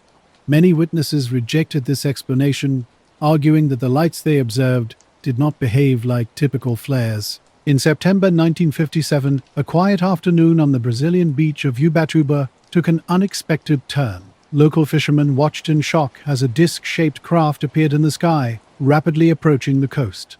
Just before reaching the water, the object exploded in a blinding flash, shattering into thousands of fragments over the sea and shoreline. Rushing to the impact site, the fishermen discovered small metallic pieces, unlike anything they had encountered before. One of them collected a few fragments and eventually sent them to a journalist in Sao Paulo. Laboratory analyses revealed fascinating details. The debris was composed of magnesium with an exceptionally high level of purity. Despite extensive investigations over the years, no definitive explanation was ever reached about what truly occurred that day in Ubatuba. The incident remains a mysterious chapter in the ongoing exploration of unexplained aerial phenomena. On a clear night, Iran's Air Traffic Control Center began receiving numerous citizen reports about an unusual aerial phenomena. The sighting involved an object displaying extraordinary capabilities that left military personnel stunned. The Iranian Air Force deployed an F-4 Phantom II fighter jet to investigate. As the pilot approached, he witnessed something unprecedented. The luminous anomaly moved with impossible precision, accelerating and changing direction in ways that defied known aircraft mechanics. Suddenly, the F-4 systems failed completely. Instruments went dark, and radio communications ceased. With no operational controls, the pilot was forced to turn back, only to find the aircraft systems mysteriously restored. A second F-4 was quickly launched to continue the investigation. This pilot encountered an even more bizarre scenario. A light beam shot directly toward him, and the aircraft systems simultaneously malfunctioned. Smaller lights circled the jet, accompanying the main object. Before any further action could be taken, the unidentified craft and its companion lights rapidly ascended, vanishing from the area and leaving the Iranian pilots unable to pursue. Detailed reports were compiled and formally shared with U.S. authorities documenting this extraordinary encounter. In the French countryside on a bright morning of July 1, 1965, Maurice Massey was tending his fields when a sharp buzzing sound shattered the peaceful silence. Looking up, he saw a metallic gray oval-shaped craft descending gently on 4 slender legs. Cautiously approaching, Massey noticed a small, soundless door sliding open. 2 beings emerged, each about 3 feet tall, with oversized heads and slender bodies wearing tight-fitting suits. Their large eyes seemed eerily calm, almost hypnotic. One being raised a small device, pointing it at Massey. He was instantly overwhelmed by heavy drowsiness, paralyzed, yet fully aware. The entities methodically inspected the field, moving around their craft with precise, deliberate steps. After what felt like mere minutes, they returned to their craft and departed, leaving Massey in a state of bewilderment. On October 21, 1978, young pilot Frederick Valentic took off from Melbourne in his Cessna 182L. While flying over the Bass Straits, something unexpected caught his attention. A light appeared in the sky, and he contacted air traffic control, reporting an unidentified object approaching. He described a large, elongated craft with no wings, no visible engines, and glowing green lights. Controllers confirmed no other area. Valentic then stated the object seemed to be toying with him, flying overhead and following his every move. Shortly after, he reported the craft hovering directly above him and insisted it was not an airplane. Just before his transmission abruptly cut off, his Cessna vanished from radar. An extensive search was launched, but no trace of the plane or pilot was ever found. To this day, no one knows what Valentic truly witnessed or what happened in his final moments. On February 23, 1975, in the quiet city of Kofu, Japan, 2 young boys experienced an encounter that would capture national attention. Masato Kuwano and Katsuhiro Yamahata, both 7 years old, were playing in a field near their homes when a glowing object appeared in the sky, descending gradually. Fascinated, they watched as it settled in a nearby vineyard. The craft had a disc-like shape with a dome on top, emitting a pulsating orange light. Overcome by curiosity and awe, the boys sprinted toward the mysterious object. As they neared, they witnessed something astonishing. 2 small beings emerged from the craft. The entities were short, with brownish skin, large heads, indistinct facial features, elongated ears, and long arms clad in glowing uniforms. Because of their bizarre appearance and awkward movements, the boys described them as demons. One of the beings held a strange device that emitted a beam of light in their direction. Terrified, they tried to flee but found themselves unable to move. Later investigations revealed unusual ground markings, as if the soil had been exposed to extreme heat. Years passed before the vegetation fully recovered, and the lavender plants never regained their former strength. The incident was investigated by the National Gendarmerie and specialists in aerial phenomena. One day in December 1980, Betty Cash, Vicky Landrum, and Vicky's grandson Kobe were driving home after dinner. Their peaceful journey took an unexpected turn as they passed through a dense pine forest and encountered something extraordinary. A bright glow filled the sky, and a massive diamond-shaped object descended before them. Hovering at a low altitude, it emitted intense flames toward the ground and produced a deafening roar. Betty stepped out of the car for a closer look, but was forced back by the overwhelming heat. Suddenly, nearly 20 helicopters appeared and pursued the UFO until both vanished into the distance. The encounter left lasting effects. Betty, Vicky, and Kobe soon developed severe symptoms, including skin burns, nausea, and hair loss. Despite reporting the incident to authorities, the Air Force denied any involvement or knowledge of the helicopters. Another mysterious event occurred on August 25, 1974, deep in Mexico's Chihuahua Desert. Mexican military radar detected an unidentified object entering the country's airspace. Moving at incredible speed and seemingly out of control, the craft headed toward the mountainous region near Cayenne. Simultaneously, a civilian aircraft took off from El Paso, Texas. Air traffic controllers quickly lost contact with both the unidentified object and the civilian plane. At sunrise, search teams made a startling discovery: the wreckage of the civilian aircraft and, incredibly, a metallic disc-shaped craft partially embedded in the ground. Despite showing signs of a high-speed impact, the craft's structure remained remarkably intact. Mexican military forces secured the area, examining the wreckage and finding soupir. The craft was composed of an unknown material. As authorities prepared to transport the object to a military facility, unmarked helicopters suddenly appeared, descending onto the site with men in military-style uniforms lacking any visible insignia. The events surrounding these incidents remain shrouded in mystery, leaving more questions than answers. The Mexican team was swiftly replaced, and both the craft and the downed aircraft were discreetly transported away. The Mexican government never provided an official explanation for the incident. Some speculate that U.S. forces intervened to recover the craft, fearing it contained extraterrestrial technology.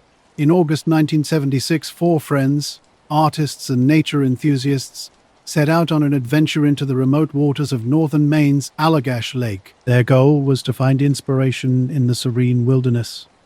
On the night of August 20th, the group took a canoe out for a quiet evening of fishing. As they sat in stillness, one of them noticed a light on the horizon.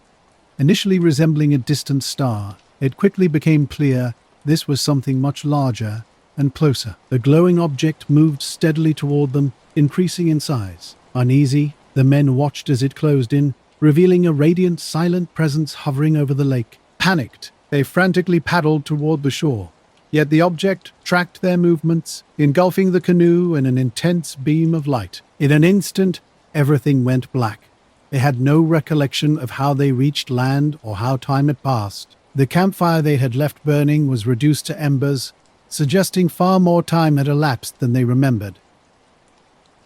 Years later, each of them began experiencing recurring nightmares tied to that night. In their dreams, they recalled being taken aboard a craft and subjected to medical examinations by humanoid beings.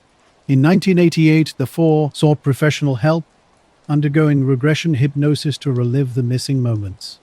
Their recollections were strikingly detailed, describing examination rooms, advanced instruments, and emotionless beings with large black eyes observing them in silence. On a cold January afternoon in 1981, Renato Nicolai, a local farmer in southeastern France, was working in his field when a sharp buzzing sound drew his attention skyward.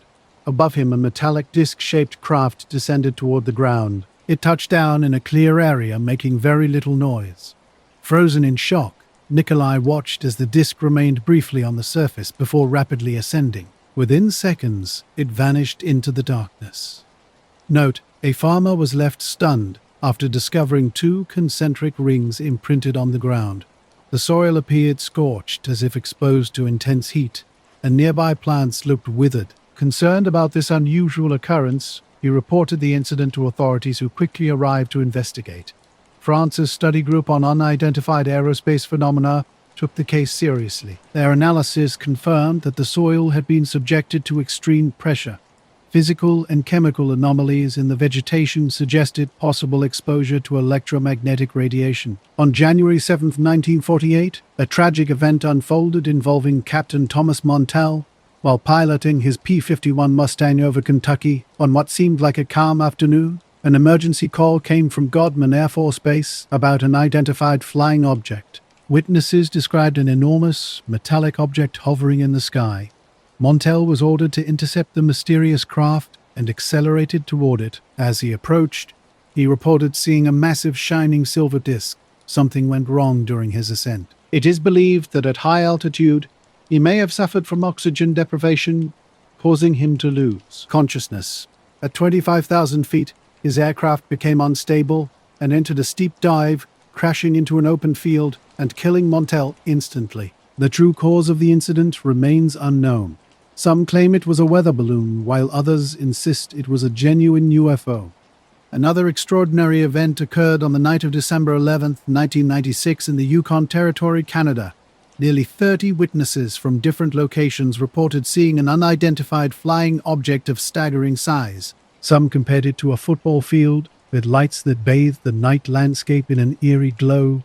Moving silently, the craft glided at low altitude over roads and lakes. Witnesses described it as having a boomerang or V-shape, appearing solid and completely blocking out the stars as it passed overhead. Despite an investigation, authorities found no explanation for the sighting. In 2003, another mysterious incident unfolded in the town of Wagon, Lancaster. A report detailing this sighting was later declassified by the UK Ministry of Defence, leaving both investigators and residents baffled by the unexplained event. In the small French village of Cusack, a remarkable UFO encounter unfolded on August 29, 1967. 13-year-old Francois and his 9-year-old sister Anari were tending their cattle when their peaceful day took an extraordinary turn. A gentle breeze rustled through the trees until something unusual caught their attention on the horizon. Francois initially mistook the figures for children playing, but as he got a closer look, he realized there were 4 small beings with black skin and oversized heads. The siblings watched in shock as the creatures moved around a spherical metallic craft with a dome on top, reflecting sunlight with an almost blinding glare. Frozen in fear, the children stood still as one of the beings turned to look at them and emitted a high-pitched sound. In an instant, the figures floated up and disappeared into the hovering sphere. Without making a sound, the craft began to spin and then shot upward into the sky. Terrified, Francois and Anari sprinted back to the village to report what had happened. Later, authorities investigating the scene detected a strong sulfur-like odor at the spot where the craft had allegedly landed. This incident, known as the Close Encounter of Cusack, was one of the UFO reports made public by the French government in 2007. One witness claimed to have seen 17 spacecraft flying in a V-shaped formation. The objects had an oblong shape with wings and varying colors. The most astonishing detail came from the witness's statement about extraterrestrial beings with green skin and cream-colored bellies. Other notable UFO sightings include the colossal craft of Courage on February 28, 1999, where witnesses reported an enormous object in the sky. Described as a craft the size of 10 football fields with a distinct arrowhead shape, its scale and unusual form made this case particularly remarkable. Another significant event occurred on May 20, 1967 at Falcon Lake, Canada. Stefan Mickel, an amateur geologist and nature enthusiast, was exploring the area when he encountered an extraordinary scene. While examining rock formations, he heard a high-pitched beeping sound from above. Looking up, he saw 2 disc-shaped objects descending toward a clearing, with one landing smoothly on the rocky surface. This encounter left Nicole permanently scarred both physically and emotionally.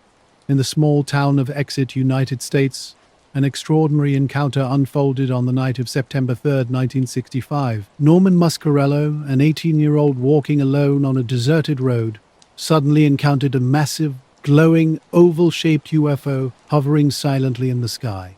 Gripped by terror, he raced to the said nearest police station, seeking help. Officer Eugene Bertrand, struck by Muscarello's genuine fear and serious demeanor, agreed to accompany him back to the site. Upon arrival, the officer witnessed the same mysterious lights. The UFO remained hovering over the field, gliding soundlessly and defying conventional explanation. The object then moved closer to the patrol car, stopping nearby and engulfing the vehicle's interior with an intense glow. Its movements were erratic and far beyond the capabilities of any known aircraft. Both men, paralyzed with fear, watched as the UFO eventually drifted away and vanished into the night. The Air Force later dismissed the sighting, attributing it to commercial aircraft lights or planetary refraction. This incident was not unique. Earlier, on June 24, 1947, Private pilot Kenneth Arnold experienced a similar phenomenon while flying over the Cascade Mountains in Washington. On a clear day with perfect visibility, Arnold spotted 9 unusual airborne objects flying in formation, reflecting sunlight like mirrors. These objects were thin, disc-shaped and moving at an astounding speed.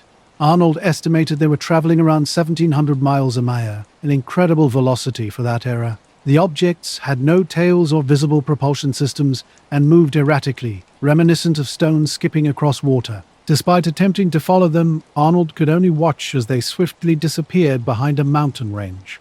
In another mysterious encounter, Mikolak observed a strange craft that initially hovered briefly before rapidly flying away. Believing it to be an experimental aircraft, he cautiously approached, feeling intense heat radiating from the object. Suddenly, a hatch opened, revealing an interior filled with flashing lights and mechanical sounds. As Mikolak moved closer and attempted to communicate, no response came from within. The craft began rotating, and a blast of scorching air erupted from a vent, striking him in the chest and throwing him backward. Investigators later discovered traces of radiation at the landing site, along with a significant magnetic anomaly. On December 1965, a remarkable event unfolded in Kecksburg, Pennsylvania. A glowing object streaked across the sky, leaving a fiery trail and catching the attention of numerous witnesses. What began as what some initially thought was a meteorite quickly became something more mysterious. The object didn't behave like a typical meteor. Instead, it seemed to maneuver deliberately before descending into a nearby forest.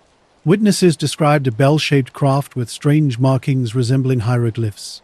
Within hours, military personnel sealed off the area, sparking immediate curiosity and suspicion among local residents. Soldiers blocked civilians from getting close, and rumors spread that the object was loaded onto a military truck. The official explanation claimed it was a meteor crash, but the strict secrecy only fueled more questions. This incident wasn't unique. Similar mysterious encounters have been documented elsewhere. On November 2nd, 1957, in Leland, Texas, two young men, Pedro Sado and Joe Solaz, experienced an extraordinary event while driving on a dark highway. A radiant object with a bluish glow suddenly appeared above their truck. As the craft hovered, the vehicle's engine inexplicably shut off. When the object vanished, the engine mysteriously restarted. Other witnesses reported similar experiences, with large objects causing electrical failures in their vehicles. The Air Force later suggested these were atmospheric phenomena, but the explanation did little to quell public speculation. Another compelling incident occurred on February 4, 1977, in the Welsh village of Broadhaven. During recess 14, children encountered something extraordinary. A silver, elongated craft with a dome landed near their school. Even more startling was the humanoid figure near the vessel, wearing a form-fitting metallic suit and moving slowly as if surveying the area. Initially, teachers dismissed the children's account. However, as more children independently described the exact same scene, the story gained credibility. Arnold's earlier description of flying saucers had sparked a worldwide fascination, and these incidents continued to feed that intrigue. Each encounter, while different, shared a common thread of unexplained aerial phenomena that challenged conventional understanding. Here's the rewritten text. The skies have long been a source of mystery and speculation. At military installations like Kapustin Yar, Russia's equivalent to Area 51, strange encounters have challenged our understanding of what might exist beyond our world. In the summer of 1948, an extraordinary event unfolded at this top-secret Soviet base. Radar systems suddenly detected an unidentified object moving at incredible speeds across the sky. Military officers quickly scrambled a fighter jet to intercept the mysterious craft. The pilot approached and witnessed something extraordinary, a massive metallic disc that defied known physics. With impossible maneuvers and incredible agility, the craft seemed to mock conventional aviation capabilities. When ordered, the pilot opened fire, causing the UFO to lose altitude and crash near the base. What followed was a rapid and secretive military response. The wreckage, only partially intact, revealed technology far beyond contemporary understanding. Leaked reports suggest something even more stunning. Inside the craft were small beings with large heads and dark eyes. Soviet authorities immediately secured the area, transferring both the craft and its apparent occupants to an underground facility within the base. Rumors persist that extensive examinations were conducted, with attempts to understand and potentially replicate the advanced technology. This wasn't just another wild story. Kapustin Yar was a genuine military installation established in 1946. Dedicated to missile and rocket testing. The incident raised profound questions. Are we alone? Could unexplained technological leaps stem from such encounters? Some believe we might have been visited without even realizing it. UFO sightings and accounts of alien-like beings suggest possibilities that challenge our understanding of reality. Declassified files from around the world hint at encounters that remain tantalizingly unexplained. We might not be the only ones watching the sky, and perhaps, just perhaps, something has been watching us. On the night of November 12, 1976, 3 soldiers patrolled Talavera la Real Air Base in Spain, accompanied by a German shepherd. Their routine took an unexpected turn when a strange encounter unfolded. A noise like static interference suddenly erupted, followed by a sharp, high-pitched beep. A light appeared within the base's perimeter, instantly raising alarm. Given the country's political instability and security concerns, the soldiers initially feared a terrorist attack.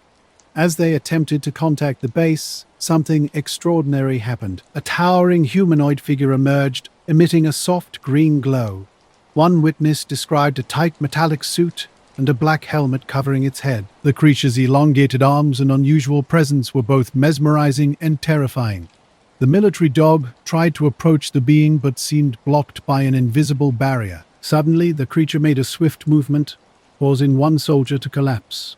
His fellow troops responded by firing hundreds of rounds at the entity. Just as quickly as it appeared, the being's glow intensified before vanishing completely. The aftermath was chilling. 3 military witnesses fell into comas, and 1 later developed neurodegenerative diseases. In 2016, Spain's Ministry of Defense declassified this case, along with numerous other files. However, to this day, no official documentation confirms that this incident ever took place. A similar mysterious event occurred in Virginia, Brazil, on January 20th, 1996. On a cloudy morning typical of the rainy season, 3 women aged 14 to 22 encountered something extraordinary while walking through an open field. A strange creature with brown skin and red eyes crouched near a wall. It was a small being with an oversized head and distinctive forehead protrusions. Terrified, the young women fled, rushing to tell their families about the incredible sighting. Local authorities quickly sealed the area. Witnesses reported military vehicles transporting an unidentified object. Rumors rapidly spread about additional creatures being captured in the city, including talk of an injured being transported to a medical facility under heavy security. Media interest intensified, and fear spread quickly through the community. Despite the growing speculation, the Brazilian government denied any contact with extraterrestrial beings, attributing the panic to a misunderstanding.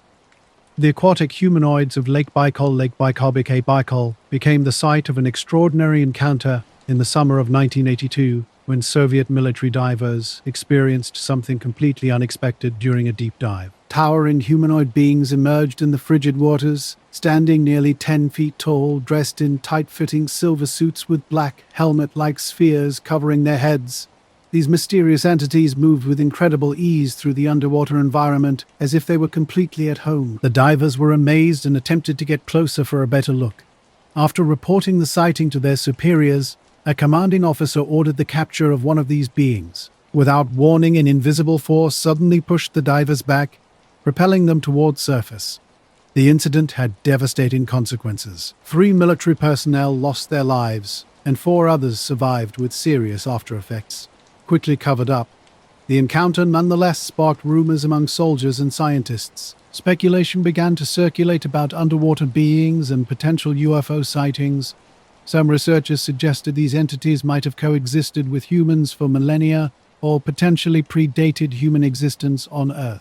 Local residents reported seeing glowing silver discs plunging into or emerging from the water, with a thunderous roar, hinting that the military's dive location might not have been chosen randomly. The Zimbabwe encounter on September 16, 1994, an extraordinary event unfolded in the quiet rural countryside near Ruwa, southeast of Harare. At Ariel School, the typical calm of a school day was about to be dramatically interrupted.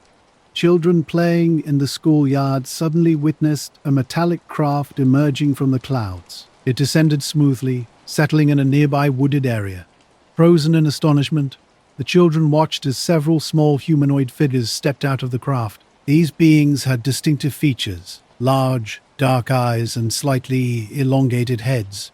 One approached the children, creating an intense moment of connection. The students reported feeling a telepathic communication, receiving a profound warning about the planet's future. As quickly as they appeared, the beings returned to their craft and vanished into the sky, leaving the children with an extraordinary and inexplicable experience that would challenge their understanding of reality. The Pentagon's UFO revelations in December 2017, 3 declassified videos captured by U.S. Navy pilots sent shockwaves around the world. These recordings challenged everything known about aerial technology, igniting a global conversation about unexplained phenomena.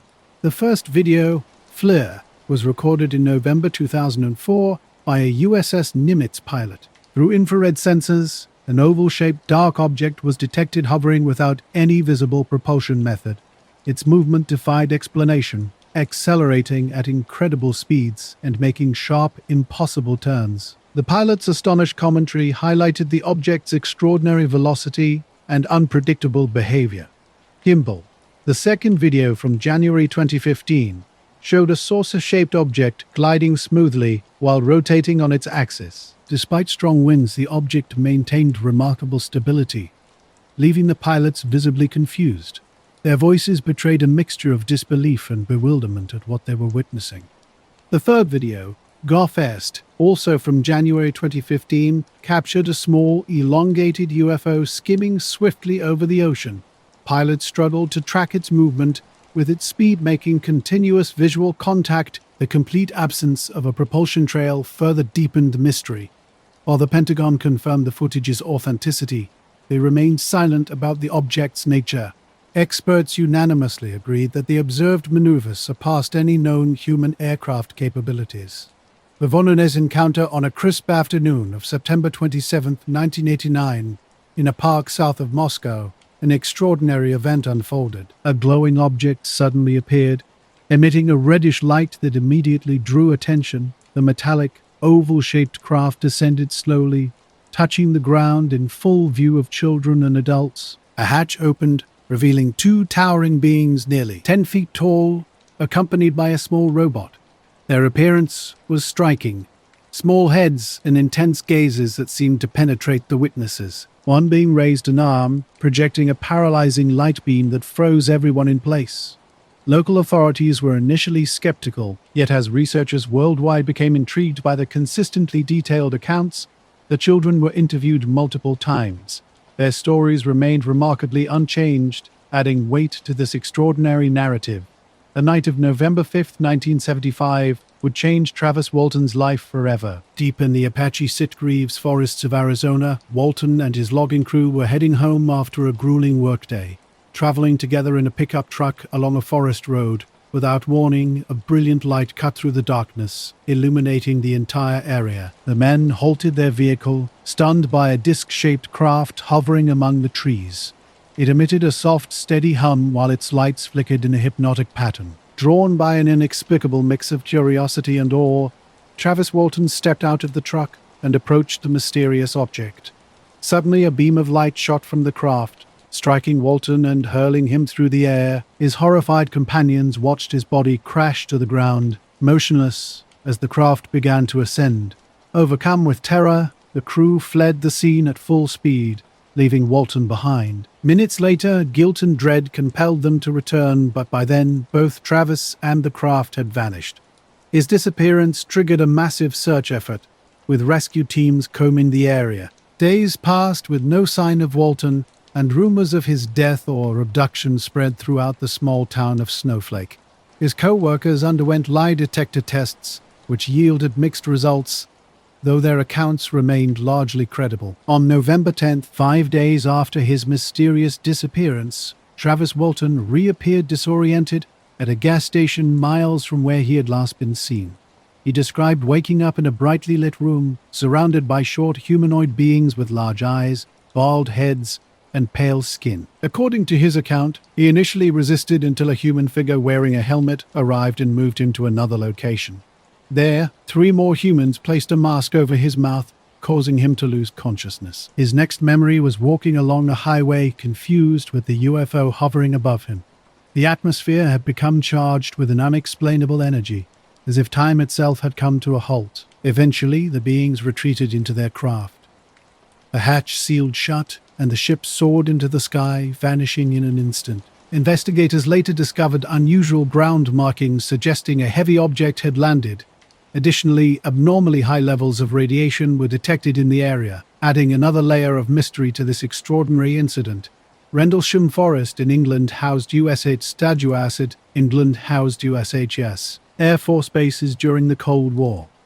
In the middle of the night, soldiers stationed at Woodbridge Air Base spotted an unusual phenomenon. Strange lights moving silently between trees. Uneasy about what they were seeing, the soldiers decided to investigate the dark forest. When they reached the site, a startling sight awaited them. A triangular craft with a metallic sheen hovered just above the ground, emitting pulsating, multicolored lights that cast an otherworldly glow across the surroundings. The air felt thick with static electricity. Sergeant Jim Peniston stepped forward and touched the craft, noticing strange inscriptions carved into its surface. After a few minutes, the object slowly ascended and vanished into the night sky. A military team examined the landing site the following day. They discovered 3 triangular impressions where the craft had rested. Nearby trees showed damage and abnormal radiation levels were detected. Despite these findings, British and American military authorities downplayed the event, attributing it to misidentified stars or the nearby Alford Ness Lighthouse.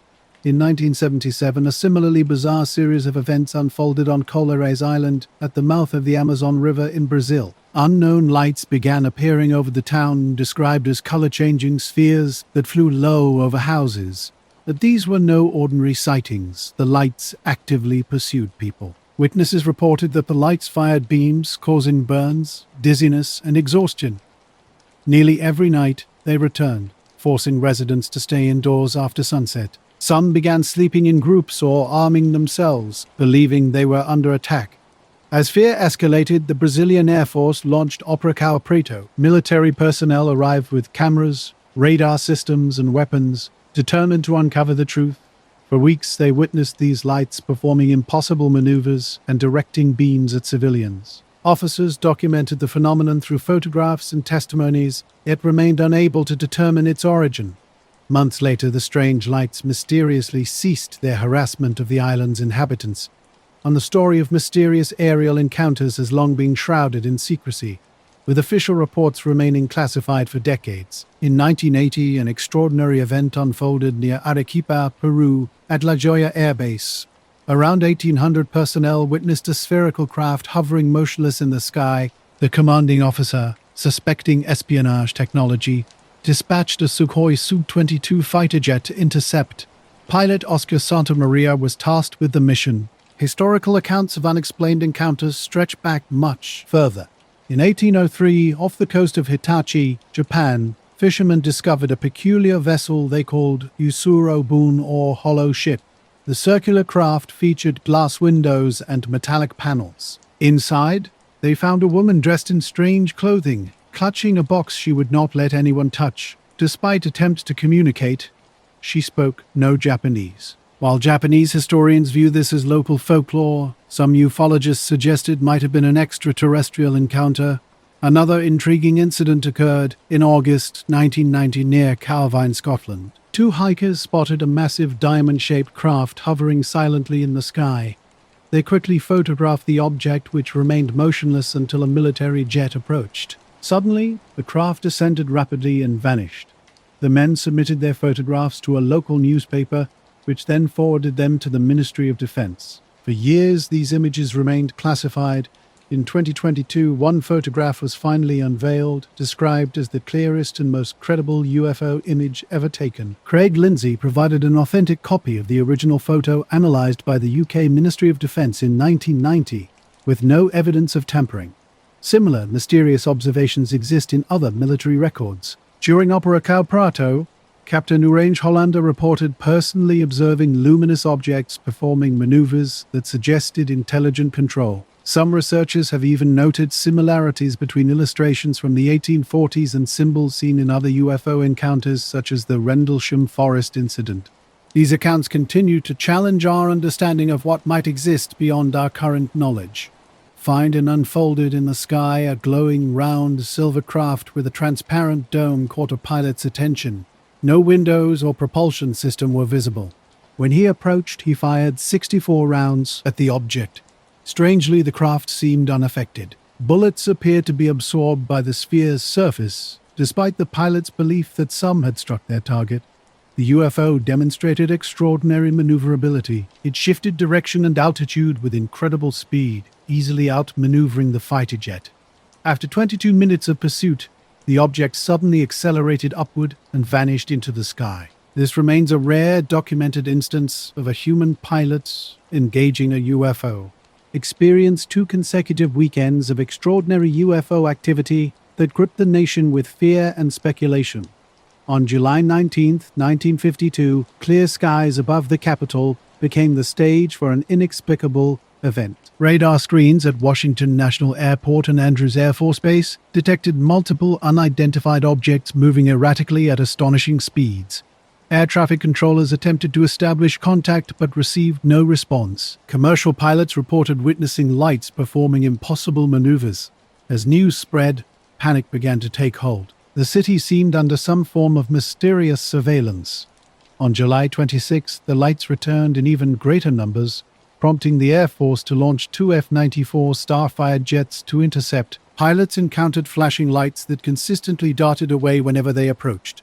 To calm public anxiety, the Air Force held a press conference on July 29. General John Sanford, intelligence director, dismissed the incidents as pranks, misidentified aircraft, or electrical phenomena. The Roswell incident unfolded in July 1947 on the New Mexico plains. Mac Brazel, a local rancher, discovered unusual debris on his property near Corona.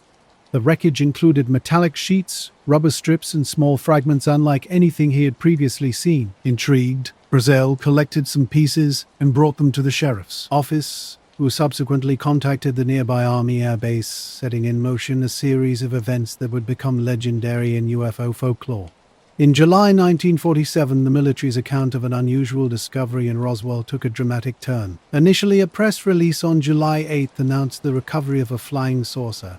However, the very next day, the narrative shifted, with officials claiming the wreckage was merely a weather balloon.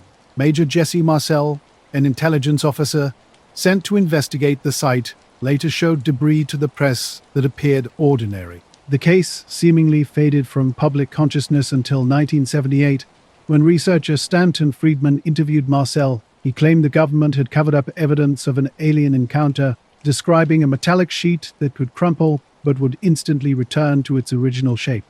Marcel's son Jesse Marcel Jr. added weight to the story by stating his father had shown him extraterrestrial wreckage, including a piece with strange symbols. By the 1980s, more witnesses emerged, suggesting alien bodies had been recovered. Glenn Dennis, a mortuary employee in Roswell, reported military personnel had inquired about small, airtight coffins in 1989.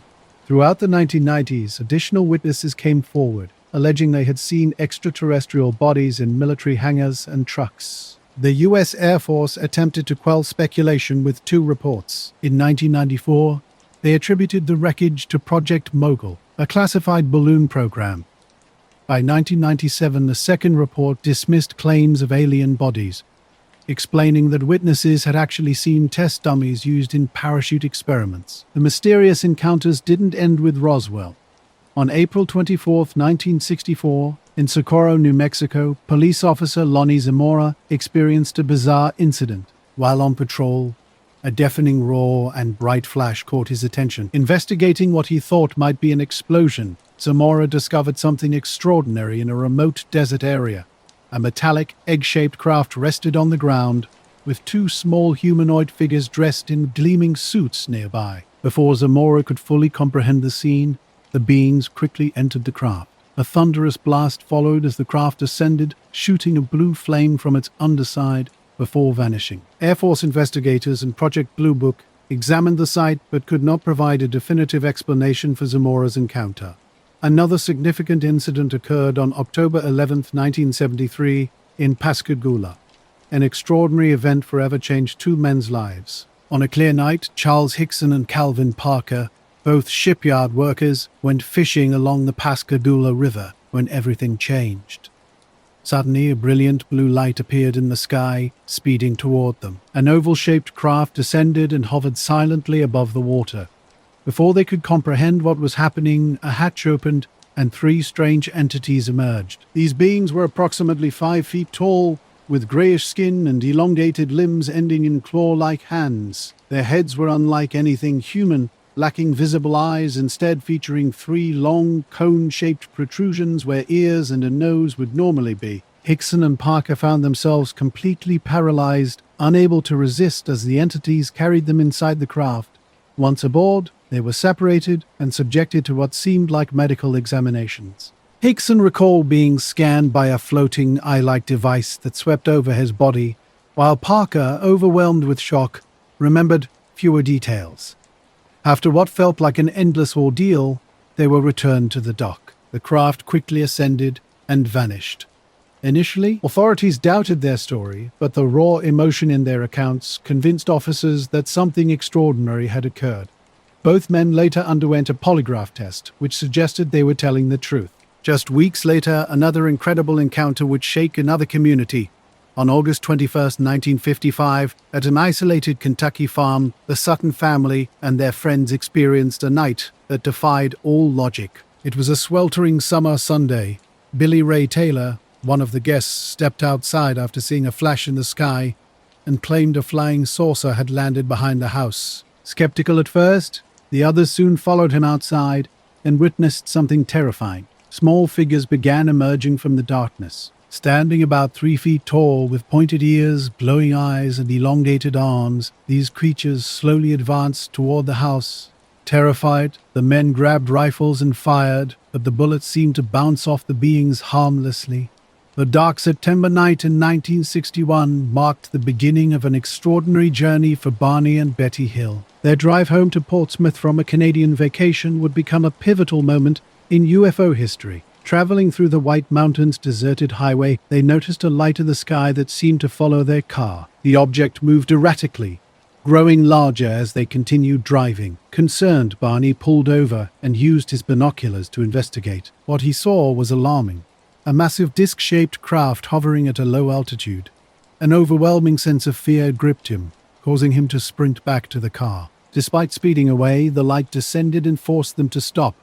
Through his binoculars, Barney could see humanoid figures inside several windows of the enormous 100-foot craft. Upon arriving home, strange details emerged. Their watches had stopped, the binoculars straps were broken, and Betty's dress was torn. Seeking understanding, they consulted Dr. Timebow. Benjamin Simon, a psychiatrist specializing in regression hypnosis. Under hypnosis, Betty recalled seeing a map she believed depicted interstellar travel routes. Years later, researchers suggested it matched the Zeta Reticuli star system. She also described a disturbing physical examination involving a needle insertion into her abdomen.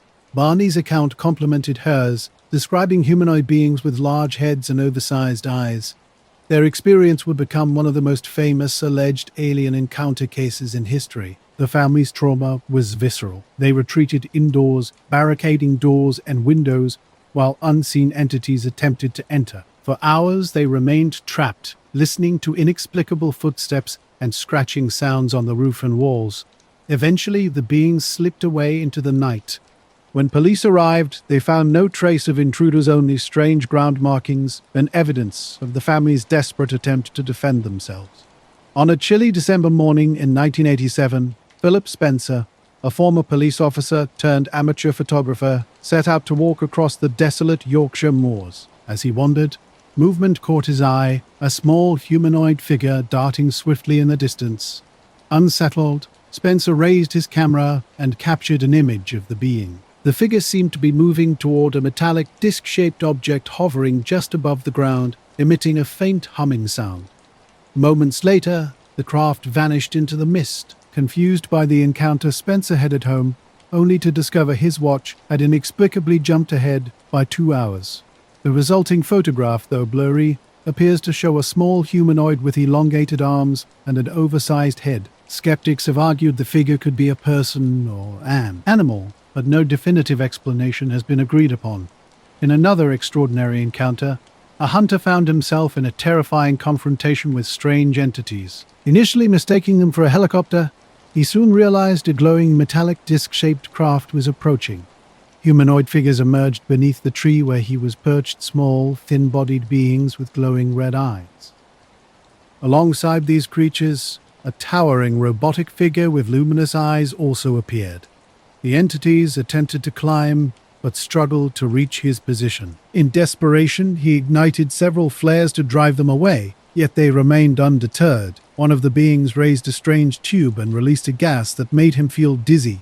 Terrified, the hunter fired every flare he had left and shot arrows from his bow.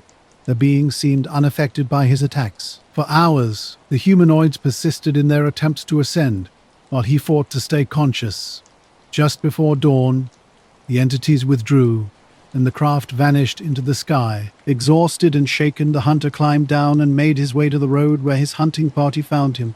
Another remarkable incident occurred on May 10, 1978, in the small Polish village of Emilsin. Jan Wolski, a local farmer, was heading home in his horse-drawn cart along a quiet forest path when he noticed two unusual figures walking beside his vehicle.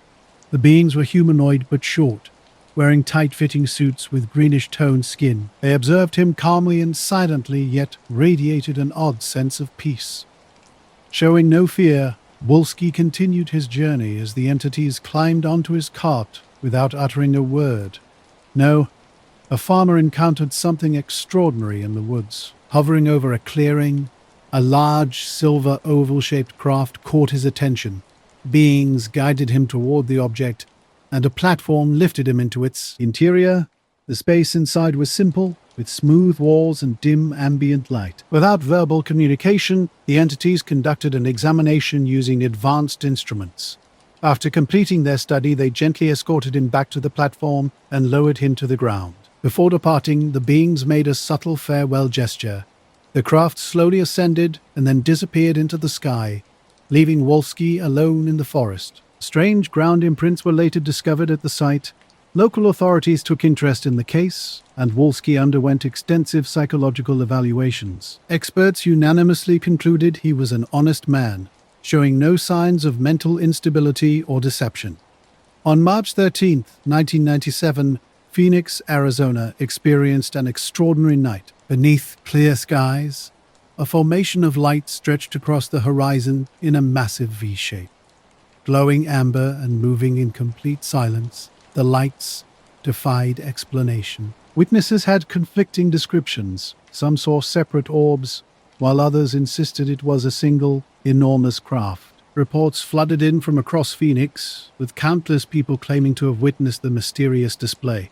Police stations, Luke Air Force Base, and local news outlets were overwhelmed with calls. Initially, military officials denied any knowledge of the phenomenon.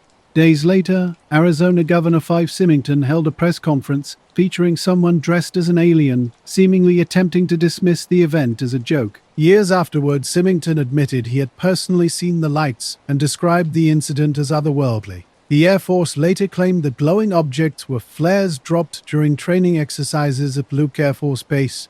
However, many witnesses rejected this explanation, arguing that the lights they observed did not behave like typical flares. In September 1957, a group of fishermen on the Brazilian beach of Ubatuba experienced an unexpected interruption to their peaceful afternoon. A bright object appeared in the sky, rapidly approaching the coast. It was a disc-shaped craft, clearly out of control. While descending at an incredible speed, I burst into a blinding flash just before reaching the water. Thousands of fragments scattered across the sea and shoreline as the UFO shattered a sight that left the fishermen in complete shock. Rushing to the impact site, they discovered small metallic pieces strewn along the sand. These fragments were completely unlike any material they had ever encountered before. One of the fishermen collected a few pieces and eventually sent them to a journalist in Sao Paulo. Laboratory analysis of the samples yielded astonishing results. Tests confirmed the debris was composed of magnesium with an extraordinarily high level of purity. Despite subsequent investigations over the years, no definitive explanation was ever reached about what truly occurred that day in Ubatuba. The Tehran sky on September 19, 1976 became the scene of a military baffling event. Tehran's Air Traffic Control Center began receiving multiple citizen reports about an unusual light overhead. The object demonstrated extraordinary capabilities, shifting colors and moving at incredible speeds beyond conventional aircraft performance. The Imperial Iranian Air Force dispatched an F-4 Phantom II fighter jet to investigate. As the pilot approached the luminous anomaly, he was stunned by its erratic movements, rapidly accelerating and changing direction with impossible precision. Suddenly, the F-4 systems failed completely. Instruments went dark and radio communications were lost. With no operational controls, the pilot was forced to turn back. Mysteriously, the aircraft's systems restored themselves upon retreat. A second F-4 was launched to continue the interception. As this jet neared the object, the pilot witnessed a light beam moving directly toward him. Attempting to fire a missile in self-defense, every system on the jet simultaneously malfunctioned. The main object seemed accompanied by smaller lights moving independently, circling the F-4. Eventually, the unidentified craft and its companions executed a rapid ascent, vanishing from the area and leaving the Iranian pilots unable to pursue. Detailed reports were drafted and formally relayed to U.S. Airs authorities. In the French countryside on a bright July morning in 1965, a serious man, deeply connected to his land, was tending to his fields. The peaceful silence was suddenly shattered by a sharp, buzzing sound. When Massey looked up, he was astonished to see a metallic grey, oval-shaped craft descending gently on four slender legs. Cautiously approaching, he noticed a small door sliding open without a sound. Two beings emerged from the craft, each standing about 3 feet tall, with oversized heads and slender bodies dressed in tight-fitting suits. Their large eyes seemed almost hypnotic, exuding an eerie sense of calm. One being raised a small device and pointed it at Massey, instantly overwhelming him with heavy drowsiness. Though paralyzed, Massey remained fully aware as he watched the entities methodically inspect the field, moving around their craft with precise, deliberate steps. After what felt like mere minutes, they returned to their ship. The craft lifted off, emitting the same buzzing sound before vanishing at an astonishing speed. The National Gendarmerie and aerial phenomena specialists investigated the incident. Researchers who visited the site discovered unusual ground markings, as if the soil had been exposed to extreme heat. Years passed before the vegetation fully recovered, and the lavender plants never regained their former strength. On October 21, 1978, young pilot Frederick Valentik took off from Melbourne in his Cessna 182L. While flying over the Bass Strait, an unexpected light in the sky caught his attention. Concerned, he contacted air traffic control, reporting an unidentified object approaching. Valentik described a large, elongated craft with no wings, no visible engines, and glowing green lights. Controllers confirmed no other area. Down I, with area. He then stated the object seemed to be toying with him, flying overhead and following his every move. Shortly after, Valentik reported the craft hovering directly above him and insisted it was not an airplane just before the transmission abruptly cut off. His Cessna vanished from radar, as if swallowed by the sea. An extensive search was launched, yet no trace of the plane or its pilot was ever found. To this day, no one knows what Valentik truly witnessed or what happened in his final moments. In the quiet city of Kofu, another extraordinary encounter awaited. Now on a crisp February day in 1975, 7-year-old friends Masato Kawano and Katsuhiro Yamahata were playing in a field near their homes when something extraordinary happened. A glowing object appeared in the sky, descending slowly into a nearby vineyard. Its disc-like shape, with a dome on top, emitted a pulsating orange light. Drawn by an overwhelming sense of curiosity, the boys rushed toward the mysterious craft. As they approached, two small beings emerged, creatures that would forever change their understanding of the world. These entities were short, with brownish skin, large heads, and indistinct facial features. Their elongated ears and long arms were clothed in glowing uniforms that seemed to pulse with an otherworldly energy. To the boys, these beings looked so strange and moved so awkwardly that they could only describe them as demons. One of the Spore creatures held a device that projected a beam of light directly at them, Though terrified and attempting to flee, the boys found themselves unable to move. In a chilling moment, one of the beings reached out and touched Katsuhiro's shoulder, momentarily paralyzing him. Just as quickly as they appeared, the beings returned to their craft. The object ascended swiftly and vanished into the sky, leaving the boys forever changed by what they had witnessed. Another mysterious encounter would occur years later, on December 29, 1980, along a rural Texas highway. Betty Cash, Vicky Landrum, and Vicky's grandson Colby were returning home from dinner when their peaceful journey took an unexpected turn.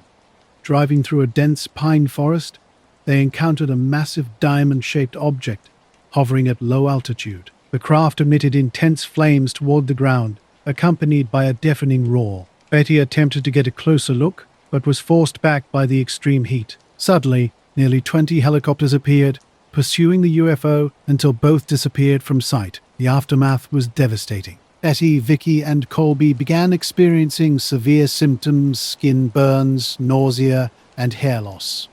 Despite reporting the incident to authorities, the Air Force denied any involvement or knowledge of the helicopters. These encounters, one in Japan and another in Texas, represent just a fragment of the countless unexplained phenomena that continue to challenge our understanding of the unknown. Near the small desert town of Kayame, a high-speed craft appeared wildly out of control, rapidly approaching the mountainous terrain. Around the same time, the civilian aircraft departed from El Paso, Texas, heading southbound.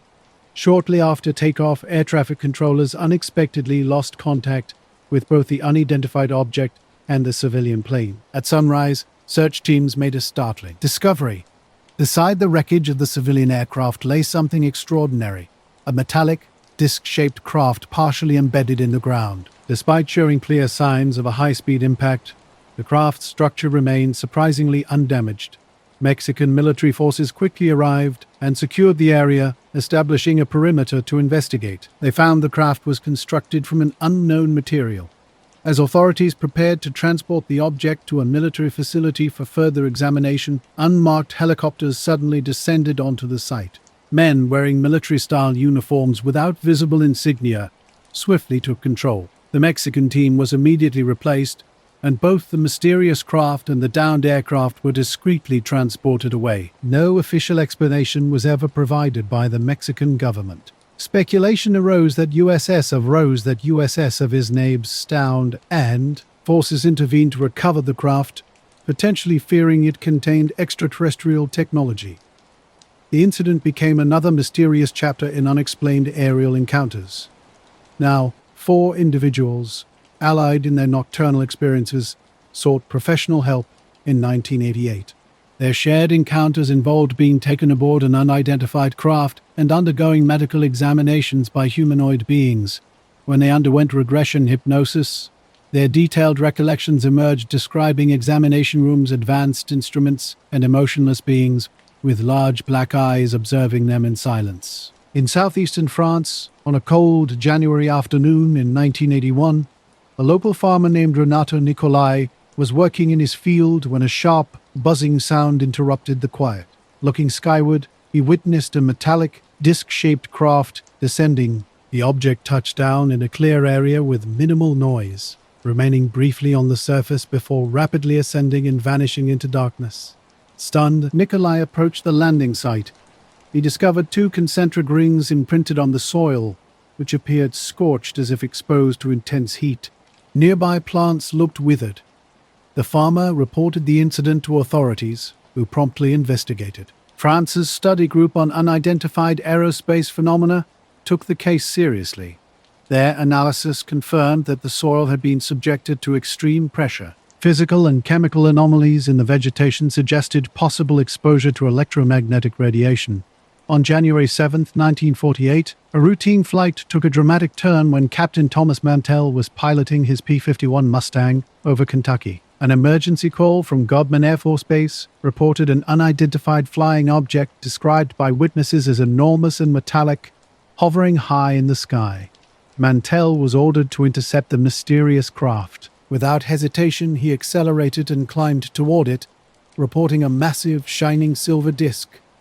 However, as he continued ascending, something went wrong. At high altitude, he likely suffered oxygen deprivation, causing him to lose consciousness. At 25,000 feet, his aircraft became unstable and entered a steep dive, crashing into an open field and killing Mantell instantly. The true cause of the incident remains unknown, with some claiming it was a weather balloon. The Yukon UFO incident on a cold night in December 1996, the skies over Canada's Yukon Territory became the stage for an extraordinary event. Nearly 30 witnesses from different locations reported an unidentified flying object that defied explanation. The craft was massive. Some compared its size to a football field.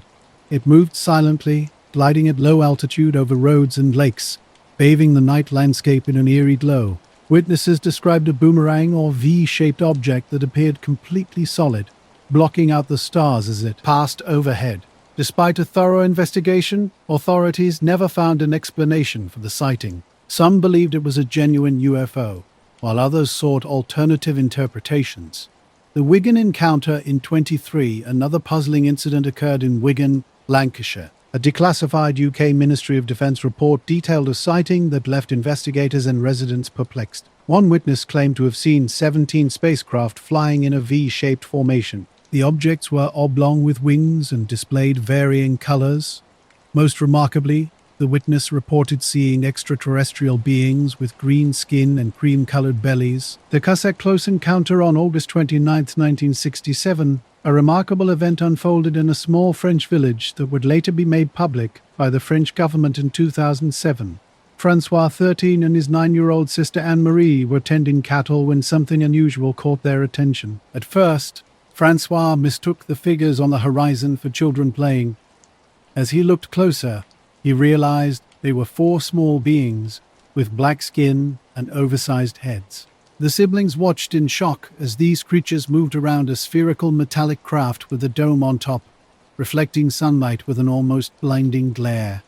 One being turned and emitted a high-pitched sound, causing Francois and Anne-Marie to freeze in fear. Suddenly, the figures floated up and disappeared into the hovering sphere. Without a sound, the craft began to spin and shot upward into the sky. Terrified, the children ran back to the village to report their experience. Investigators later detected a strong sulfur-like odor at the alleged landing site, adding another layer of mystery to this extraordinary encounter. The colossal craft of Corbridge, the night sky over Corbridge, United Kingdom, became a canvas of mystery on February 28, 1999. Witnesses were stunned by an enormous object that defied explanation.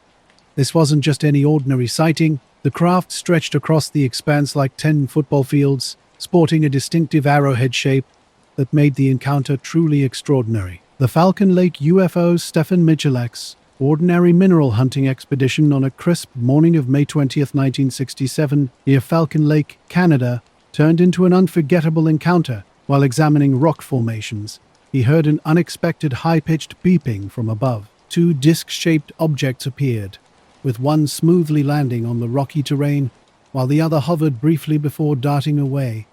Believing it might be an experimental aircraft, Michalak approached cautiously. An intense heat radiated from the craft, and a hatch suddenly opened, revealing an interior of flashing lights and mechanical sounds. As he attempted to communicate, the craft began rotating. Without warning, a blast of scorching air erupted from a vent, violently throwing Michalak backward.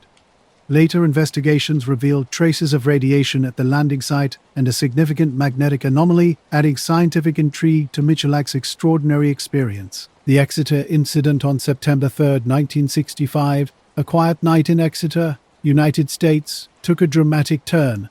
18-year-old Norman Muscarello was walking home when he encountered something extraordinary. A massive, glowing, oval-shaped UFO hovering silently in the darkness. Gripped by terror, he raced to the nearest police station.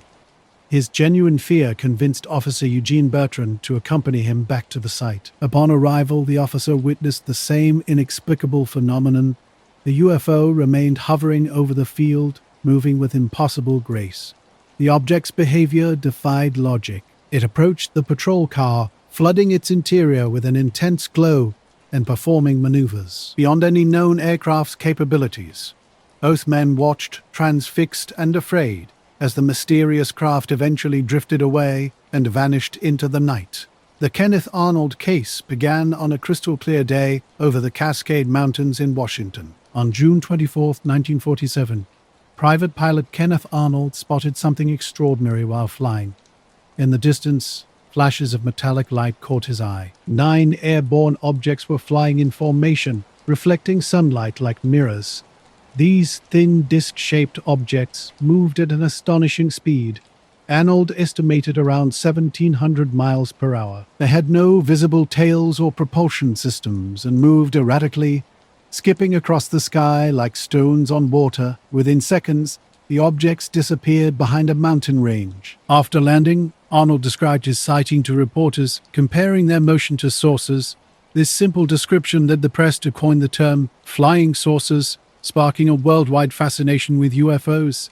The Air Force later dismissed the sighting, attributing it to commercial aircraft lights or planetary refraction. The Levelland UFO incident unfolded on November 2, 1957, in a small Texas town.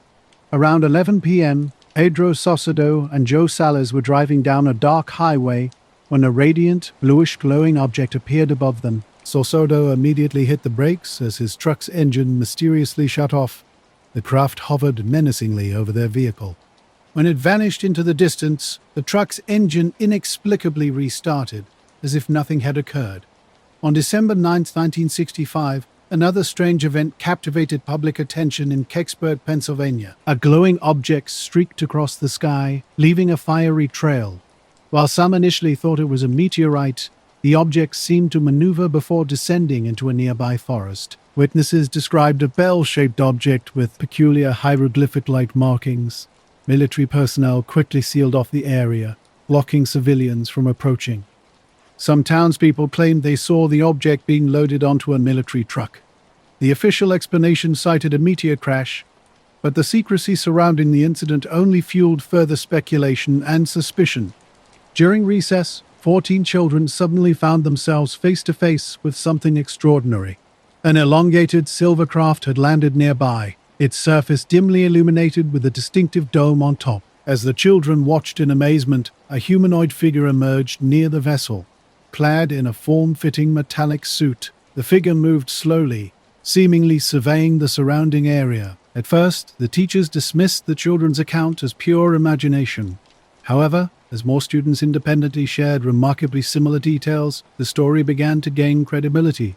Witnesses across different incidents reported similar phenomena. Large objects approaching vehicles caused electrical failures, with engines and headlights suddenly shutting down. The Air Force later investigated and concluded that these sightings were likely the result of complex atmospheric conditions. One particular encounter involved an individual named Massey, who witnessed a metallic gray oval-shaped craft descending gently on 4 slender legs.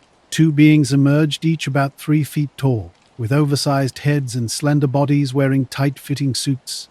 Their large, eerily calm eyes seemed almost hypnotic. One being pointed a small device at Massey, instantly overwhelming him with heavy drowsiness. Though paralyzed, he remained fully aware, watching the entities methodically inspect the field with precise, deliberate movements. After what felt like minutes, they returned to their ship and vanished at an astonishing speed. These encounters raised profound questions. Could some of our modern technologies originate from reverse engineering mysterious crafts? Are we truly prepared for potential contact with beings from other worlds? Would our society be capable of handling the truth about such extraordinary experiences? The incident was thoroughly investigated by the National Gene Domi and Aerial Phenomena Specialists. Researchers discovered unusual ground markings suggesting exposure to extreme conditions, adding another layer of mystery to these unexplained encounters. On October 21, 1978, young pilot Frederick Valentic took off from Melbourne in his Cessna 182L. While flying over the Bass Strait, something unexpected caught his attention. A light appeared in the sky. He contacted air traffic control, reporting an unidentified object approaching. Valentic described a large, elongated craft with no wings, no visible engines, and glowing green lights. Air traffic controllers confirmed no other area were in the area. He then reported that the object seemed to be toying with him, flying overhead and following his every move. Shortly after, he insisted the craft was hovering directly above him and was not an airplane. Just before his transmission abruptly cut off, the Cessna vanished from radar. An extensive search was launched. but no trace of the plane or its pilot was ever found. To this day, the mystery of what Valentic truly witnessed remains unsolved. In another extraordinary incident, two 7-year-old boys, Masato Kawano and Katsuhiro Yamahata, had a remarkable encounter in Kofu, Japan on February 23, 1975. While playing in a field near their homes, they suddenly saw a glowing object descending gradually and settling in a nearby vineyard. The craft was disc-shaped with a dome on top, emitting a pulsating orange light. Overcome with curiosity, the boys ran toward the mysterious object. As they approached, two small beings emerged. These entities were short with brownish skin, large heads, indistinct facial features, elongated ears, and long arms wearing glowing uniforms. The boys described the beings as demon-like due to their bizarre appearance and awkward movements. One creature held a device that emitted a light beam toward them. Terrified, they tried to flee, but found themselves unable to look away.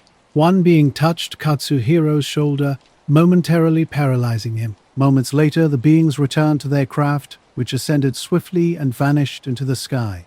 The encounter captured national attention and became a memorable UFO incident.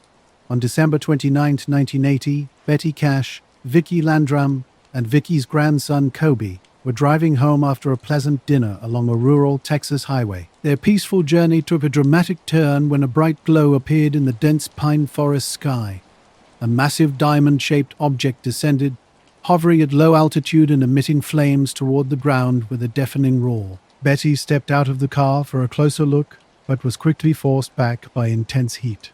Almost immediately, nearly 20 helicopters arrived and pursued the UFO as it ascended, both eventually disappearing into the distance. The encounter left lasting effects. Soon after, Betty, Vicky, and Kobe developed severe symptoms: skin burns, nausea, and hair loss. Despite reporting the incident to authorities, the Air Force denied any involvement or knowledge of the helicopters. Another mysterious event unfolded on August 25, 1974, deep in Mexico's Chihuahua Desert. Mexican military radar detected an unidentified object entering the country's airspace, moving at incredible speed and appearing out of control as it headed toward the mountainous region near Miami. Simultaneously, a civilian aircraft took off from El Paso, Texas, on a southbound flight. Air traffic controllers soon lost contact with both the unidentified object and the civilian plane. At sunrise, search teams made a startling discovery: the civilian aircraft's wreckage and a metallic disc-shaped craft partially embedded in the ground. Though the craft showed signs of high-speed impact, its structure remained remarkably intact. Mexican military forces secured the area, setting up a perimeter to examine the wreckage. They found the craft was composed of an unknown material and planned to transport it to a military facility for further study.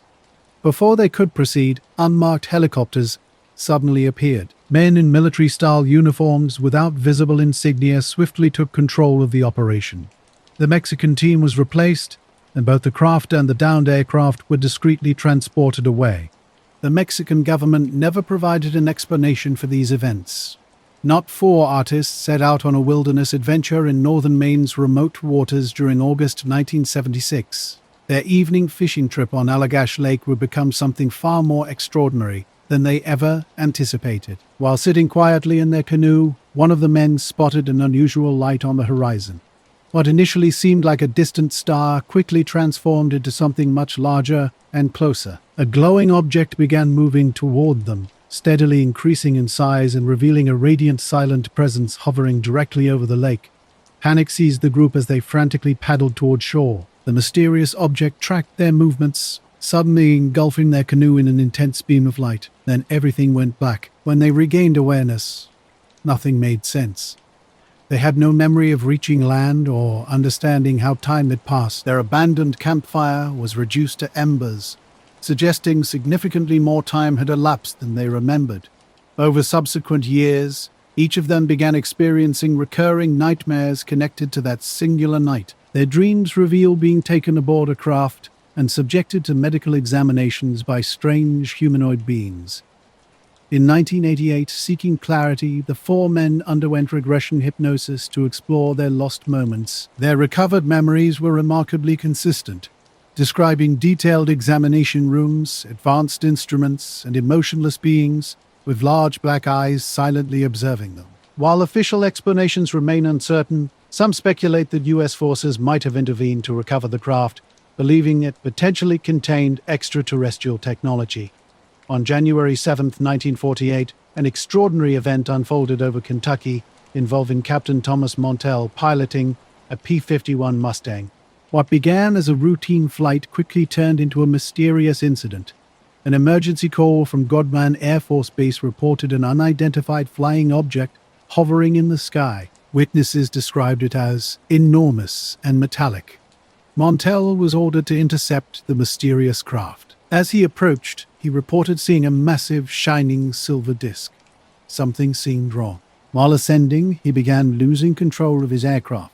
Experts believe that at high altitude, he may have suffered oxygen deprivation and lost consciousness. At 25,000 feet, his plane became unstable and entered a steep dive, crashing into an open field and killing Montell instantly.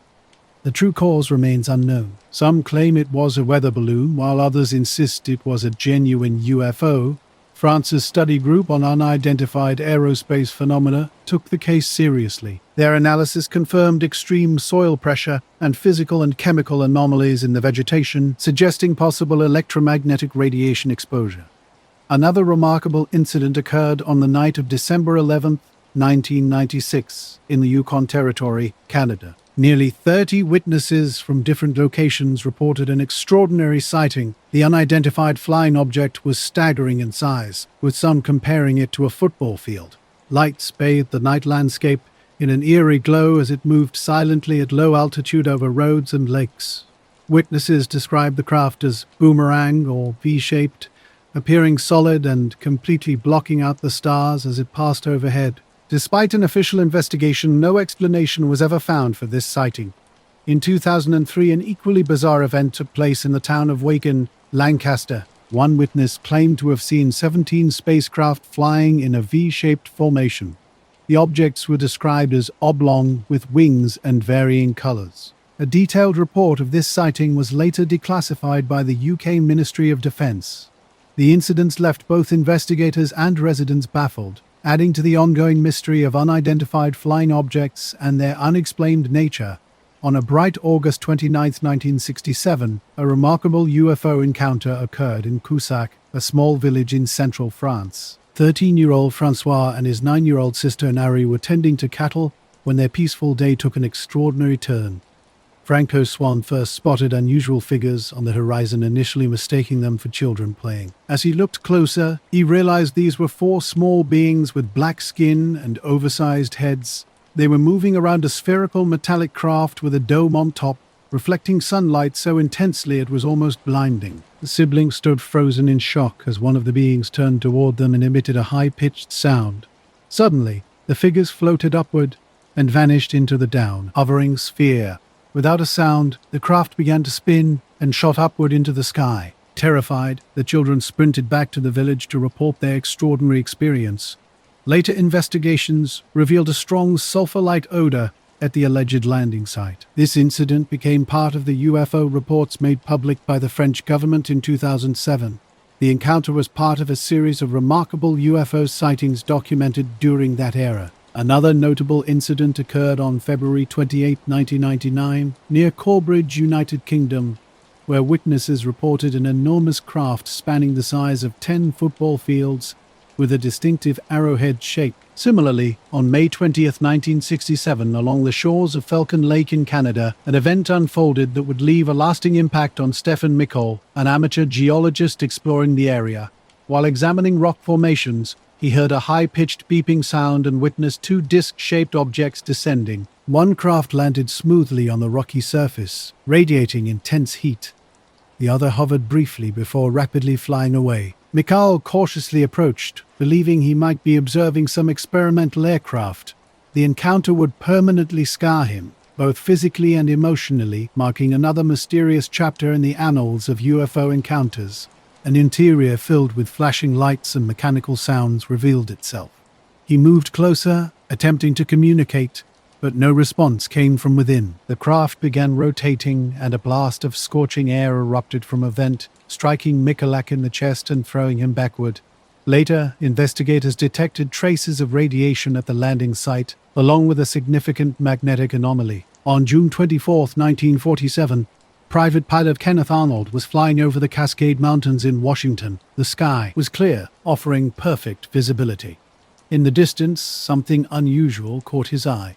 Flashes of metallic light. He spotted 9 airborne objects flying in formation, reflecting the sun like mirrors in the sky. These objects were thin, disc-shaped, and moving at a remarkable speed. Arnold estimated they were traveling around 1,700 miles per hour, an astonishing velocity for that era. The objects had no tails or visible propulsion systems and moved erratically, like discs skipping across water. He attempted to follow them, but within seconds they disappeared behind a mountain range. Upon landing, Arnold described his sighting to reporters, likening their motion to that of saucers. This simple phrase led the press to coin the term flying saucers, igniting a worldwide fascination with UFOs. In the early hours of September 3, 1965, in the small town of Exit, United States, 18-year-old Norman Muscarello was making his way home. Walking along a deserted road, he suddenly spotted a massive glowing oval-shaped UFO silently hovering. Terrified, he sprinted to the nearest police station to seek help. His genuine fear and serious demeanor convinced Officer Eugene Bertrand to accompany him back to the site. Astonishingly, upon arrival, the officer also witnessed the lights. The UFO was still hovering over the field, gliding slowly without a sound. Moments later, the object moved toward the patrol car, stopping nearby and flooding the vehicle interior with an intense glow. Its movements were erratic, displaying maneuvers beyond the capabilities of any known aircraft. Both men, gripped by fear, watched as it eventually drifted away, vanishing into the night. The Air Force later dismissed the sighting, attributing it to commercial aircraft lights or the refraction of bright planets. 1965. Something strange happened over Kecksburg, Pennsylvania. A glowing object streaked across the sky, leaving a fiery trail behind it. What started as what many thought was a meteorite quickly became something more mysterious. Instead of burning up in the atmosphere, the object seemed to move with purpose. Witnesses described a bell-shaped craft with strange markings that looked almost like hieroglyphs. Before long, military personnel had sealed off the entire area, which only heightened local suspicions. Soldiers blocked civilians from getting close, and townspeople reported seeing the object loaded onto a military truck. The official explanation claimed it was a meteor, but no one outside the authorities was permitted to verify this. Another extraordinary event occurred in Leland, Texas on November 2, 1957. That night, Pedro Sado and Joe Salaz were driving down a dark highway when a radiant object with a bluish glow suddenly appeared above them. Their truck's engine inexplicably shut off as the craft hovered menacingly overhead. Other witnesses reported similar experiences, large objects approaching vehicles and causing electrical failures that stopped engines and headlights. The Air Force later suggested these were simply atmospheric phenomena, though many remained unconvinced. On February 4, 1977, an incredible incident unfolded in the Welsh village of Broadhaven. During recess, 14 children spotted something extraordinary in the school fields. An elongated silver craft with a dome dimly illuminated and seemingly out of place. Even more shocking was the humanoid figure near the vessel.